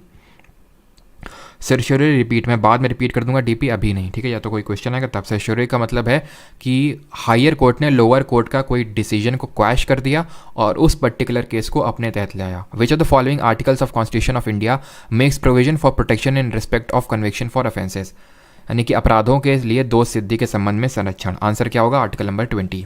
सिंपल। 3 है, no ex post facto law, no double jeopardy and no self incrimination. दोहरा दंड नहीं, कोई आत्म अभिशांसन नहीं और कार्योत्तर विधि के से संरक्षण। Dash article of Indian constitution gives guarantee for the protection of life and individual freedom. कौन सा होगा? 21 किसकी बात करता है? राइट टू एजुकेशन की, प्राइमरी एजुकेशन, ये अभी देखा है। 22 protection against arrest and detention, गिरफ्तारी के दौरान अधिकार। Under article 21 very important question of the constitution of the right to livelihood as part of the right to life was retain due to which case. संविधान के अनुच्छेद 21 के तहत जीवन के अधिकार के हिस्से के रूप में आजीविका का अधिकार किस मामले के कारण बरकरार रखा गया था? ये हम लोगों ने क्वेश्चन, क्योंकि ये अभी हम लोगों ने पूरा पढ़ लिया, लेकिन क्या हम लोगों ने क्वेश्चन किया? हाँ सर, आर्टिकल 21 से फांसी से बच सकते हैं क्या? बिल्कुल नहीं। ठीक है, आपको वहाँ पे ये अधिकार है। जैसे अगर मैं बात करूँ आर्टिकल 21 में राइट टू स्पीडी ट्रायल, मतलब कि आपको जल्दी ट्रायल होगा। ऐसे नहीं कि कि आपको मतलब बोल दिया गया कि आपकी फांसी 2 साल बाद होगी, तो बेचारा ऐसे ही मर जाएगा कि रोज़ सोच के कि मेरी 2 साल बाद फांसी होने वाली है, फिर इस दिन फांसी होने वाली है। तो तुरंत उसमें स्पीडी ट्रायल होना चाहिए उस केस में, लेकिन वो आपको बचाएगा नहीं उससे। ये आंसर है Olga Tellis versus Bombay municipal corporation. तो हम लोगों ने देखा नहीं था, बट पीवाईक्यू में आ चुका है, इसलिए थोड़ा सा इंपॉर्टेंट हो जाता है। मेनका गांधी केस हम लोगों ने देखा था, जहाँ पे राइट टू मूव अब्रॉड का एक फंडामेंटल राइट दिया गया था अंडर आर्टिकल 21, और यहाँ पे एक तरह से ड्यू प्रोसेस ऑफ लॉ को भी, ड्यू प्रोसेस ऑफ लॉ याद रखना, ये ड्यू प्रोसेस ऑफ लॉ है, ये एक अमेरिकन कॉन्सेप्ट है जो हमारे कॉन्स्टिट्यूशन में लिखा हुआ नहीं है, लेकिन मेनका गांधी केस में कहीं ना कहीं इसी का हवाला दिया था सुप्रीम कोर्ट ने। लिखा नहीं है, लिखा है procedure established by law article 21 में, जिसको हिंदी में बोलते हैं विधि द्वारा स्थापित प्रक्रिया। 21 which of the article establish the provision of right to education. ठीक है, 21A खत्म। 86th अमेंडमेंट याद आना चाहिए था। ठीक है, 86th अमेंडमेंट 14 साल तक के बच्चों के लिए मुफ्त प्राइमरी शिक्षा है, 2002 में अमेंडमेंट हुआ था, खत्म। ठीक, आगे बढ़ते हैं। Under dash article every citizen of India has given the right to health. Right to health किस में होगा बताइए मुझे जल्दी से। Isha Sharma sir, paid course में आप स्टैटिक के टॉपिक्स भी कवर करवाओगे? सारे टॉपिक्स कवर होंगे जो आपके एसएससी जीके में आते हैं, with science, polity, geography, static, सब कुछ। तो 21 यहाँ सॉरी हाँ 21 होगा। मैंने क्या बोला था? राइट टू हेल्थ, जिसका कोई नहीं उसका article 21। Right to health, right to electricity, right to sleep, right to speedy trial, right to reputation, सब कुछ 21 में घुसा हुआ। राइट अगेंस्ट हैंड कफिंग अगला है 24। Dash article of Indian constitution prohibits trafficking in human beings. Trafficking को कौन रोकता है? 23। 25 इंडिविजुअल्स को राइट टू फ्रीडम देता है, यानी फ्रीडम ऑफ कॉन्सियंस। 13 क्या बोलता है कि any law which is in contravention with fundamental right shall be null and void declared. 5 क्या बोलता है? 5 ही हम देख चुके हैं, ये क्या है? ये हमारा सिटीजनशिप के बारे में, जिसने कि ये बोला था कि आपका डोमिसाइल होना चाहिए प्लस उन 3 कैटेगरीज जो हमने देखी तो उनमें से कोई एक चीज़ होनी चाहिए, यानी कि सिटीजनशिप के बारे में बताता है। The constitution forbids employment of children between the age of dash years in dangerous jobs. तो क्या है 14 ईयर्स, 14 साल, ठीक है, 14 साल तक के बच्चों का वो करता है। एक्स की एज 10 है, इसको एक फैक्ट्री में एम्प्लॉय किया गया है, उसका कौन सा राइट वायलेट हुआ है? सरकारी नौकरी वो परमार अकेडमी ऐप से आप कर सकते हैं। तो आंसर क्या होगा यहाँ पे? फैक्ट्री में एम्प्लॉयड है तो आंसर होगा यहाँ पे राइट अगेंस्ट एक्सप्लॉयटेशन, बिकॉज इसी में आता है यहाँ पे वॉयलेट कौन सा हुआ आर्टिकल? आर्टिकल नंबर 24 वॉयलेट हुआ है, क्योंकि वो 14 साल से कम का है। Which of the following articles of the constitution of India guarantees right to freedom of religion? Right to freedom of religion किसमें दिया हुआ है? Right to equality, right to freedom, right to against exploitation, right to freedom of religion, धार्मिक स्वतंत्रता का अधिकार। Which of the following is not true about right to religion in India? जल्दी से बताइए sir. How to access lecture 2 and 3? गुना श्री कृष्णा जी वो आप Parmar academy app से कर सकते हैं दोनों लेक्चर्स का एक्सेस, ठीक है। वो आपको परमार अकेडमी ऐप या फिर वेबसाइट है www.parmaracademy.in। अब पर्सन में चूज़ एनी रिलीजन और में choose not to follow any religion, बिल्कुल बात सही है। 25 में ये लिखा हुआ है कि कोई स्वतंत्रता है कि आप कोई भी धर्म अपना सकते हैं, या फिर आपको ये भी है कि आप क्या बोलते हैं आस्तिक, है ना, अथीस्टिक बोलते हैं कि आप कोई भी धर्म को फॉलो नहीं भी कर सकते हैं। Everyone is free to choose a religion and practice that religion. आप कोई भी रिलीजन चूज़ करिए और उसको प्रैक्टिस करिए। Right to profess follow and propagate any religion, यानी आप उस रिलीजन को खुद प्रैक्टिस करो, उसको फॉलो करो और उसका प्रचार करो। ये आर्टिकल 25 पावर देता है। ये तीनों जो है ना आर्टिकल 25 के ही कॉम्पोनेंट्स हैं। फ्रीडम फॉर फोर्सेबल कन्वर्जन नहीं है, यानी कि आप जबरन किसी का धर्म परिवर्तन नहीं कर सकते हैं, ये आपको राइट नहीं मिला हुआ है। 29 है। और ये याद रखना, जैसे हमने राइट टू फॉर्म एसोसिएशन देखा था ना वो सामरो में, जो हमारा आर्टिकल नंबर 19 सब क्लॉज 3 था, उसमें ये भी है right not to form association. जैसे ये है right not to form any, right not to follow any religion, उसी तरह उसमें है 19 सब क्लॉज 3 में right of not to form association और ज्वाइन ऑन एसोसिएशन। जबरन आपको ऐसा नहीं बोला जा सकता किस एसोसिएशन को ज्वाइन करो आप।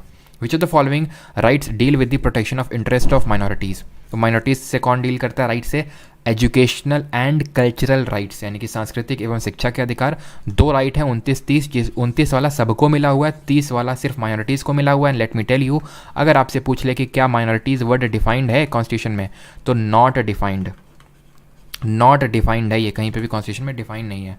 कभी भी क्वेश्चन पूछ ले कि क्या ये चीज़ डिफाइंड है कॉन्स्टिट्यूशन में, तो ये आप ये मानिए कि वो डिफाइंड नहीं है, तभी वो पूछ रहा है, ठीक है। तो option number D 30 I think one of the आखिरी क्वेश्चंस में हम लोग का 1978 में कौन सा अमेंडमेंट से राइट टू प्रॉपर्टी को एज अ फंडामेंटल राइट हटा दिया गया था? तो कौन सा था? 44th अमेंडमेंट, 42nd नहीं है, बस ध्यान रखना। 42nd को हम किस नाम से जानते हैं? 42nd अमेंडमेंट को, who was the prime minister when right to property was scrapped as a fundamental right? यानी जब संपत्ति के अधिकार को मौलिक अधिकार के रूप में समाप्त किया गया तब प्रधानमंत्री कौन थे? चौधरी चरण सिंह, इंदिरा गांधी, मोरारजी देसाई या फिर जवाहरलाल नेहरू? आंसर होगा मोरारजी देसाई उस समय प्राइम मिनिस्टर थे। इंदिरा गांधी से पहले थी 1976 में, याद रखना 1976 में ये थी जब 42nd अमेंडमेंट हुआ था, जिसको क्या मिनी कॉन्स्टिट्यूशन बोलते हैं। सर किसी को नाइटहुड का टाइटल मिले तो वो भी प्रेसिडेंट से पूछे, वो भी फॉरेनर से मिल रहा है? तो कोई भी टाइटल मिल रहा है ना तो प्रेसिडेंट से पूछ के ही वो टाइटल ले सकता है, बिना पूछे नहीं।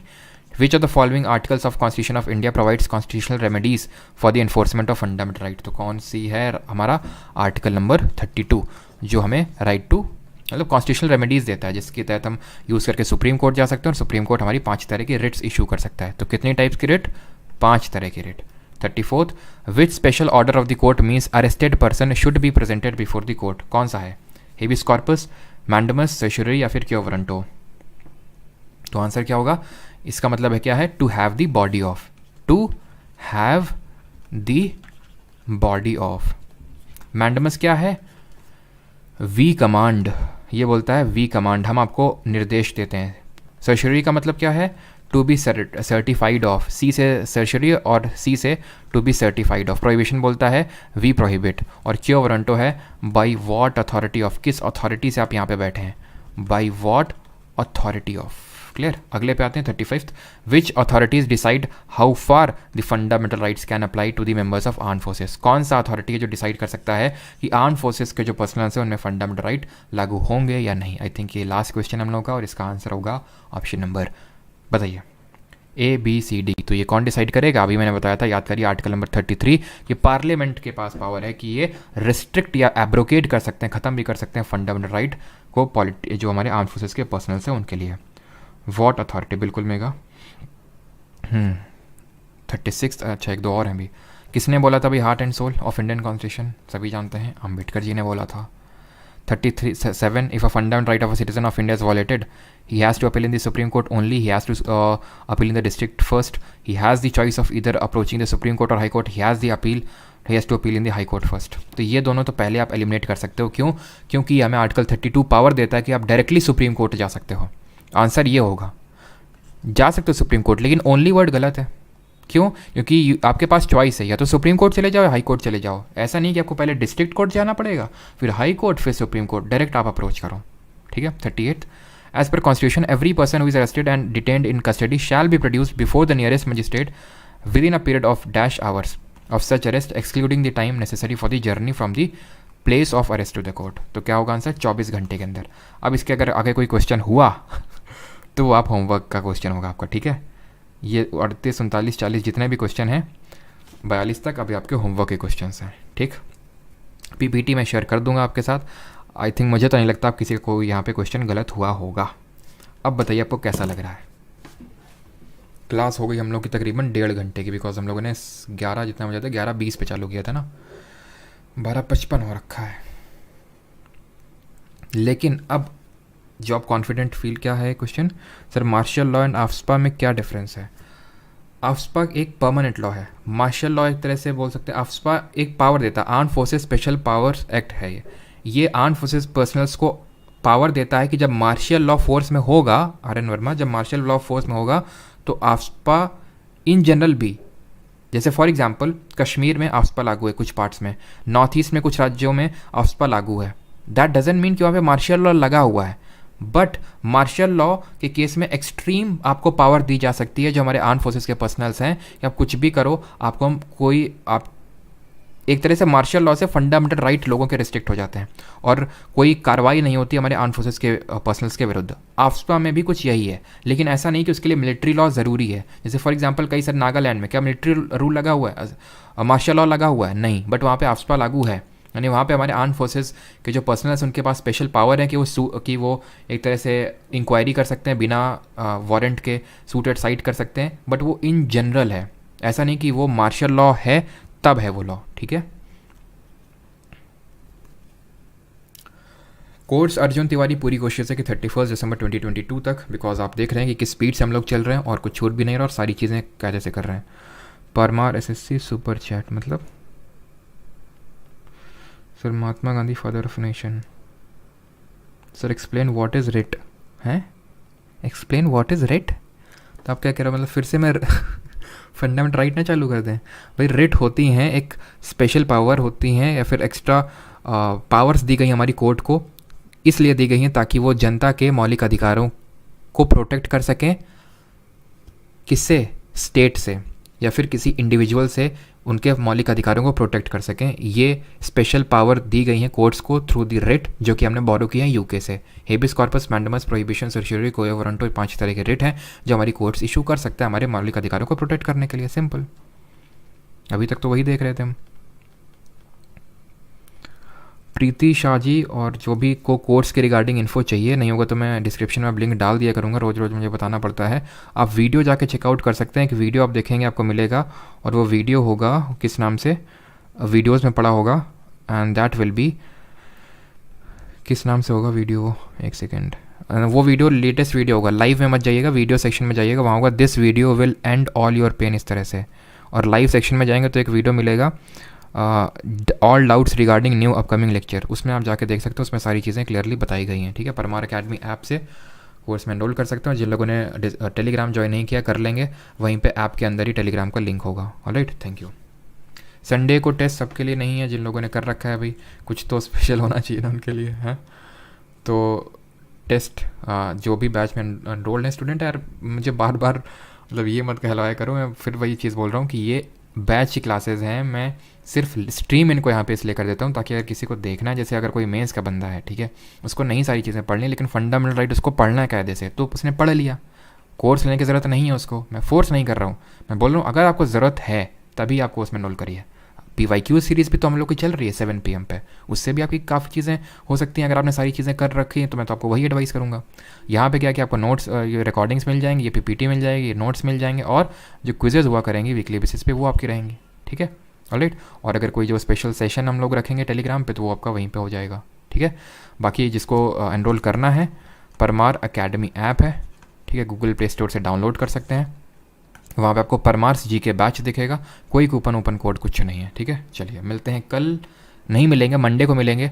कल और परसों हमारी निट्टो सीरीज़ है, और निट्टो में हम करेंगे क्या लेवल ऑफ क्वेश्चंस, किस तरह के क्वेश्चन करेंगे, क्या सीखेंगे, वो आप कल ही से देखिएगा। निट्टो सीरीज़ की टाइमिंग होगी मोस्ट प्रोबेबली 6 PM होगी, मोस्ट प्रोबेबली निट्टो की टाइमिंग मोस्ट प्रोबेबली 6 PM होगी, सैटरडे और संडे। Alright, thank you.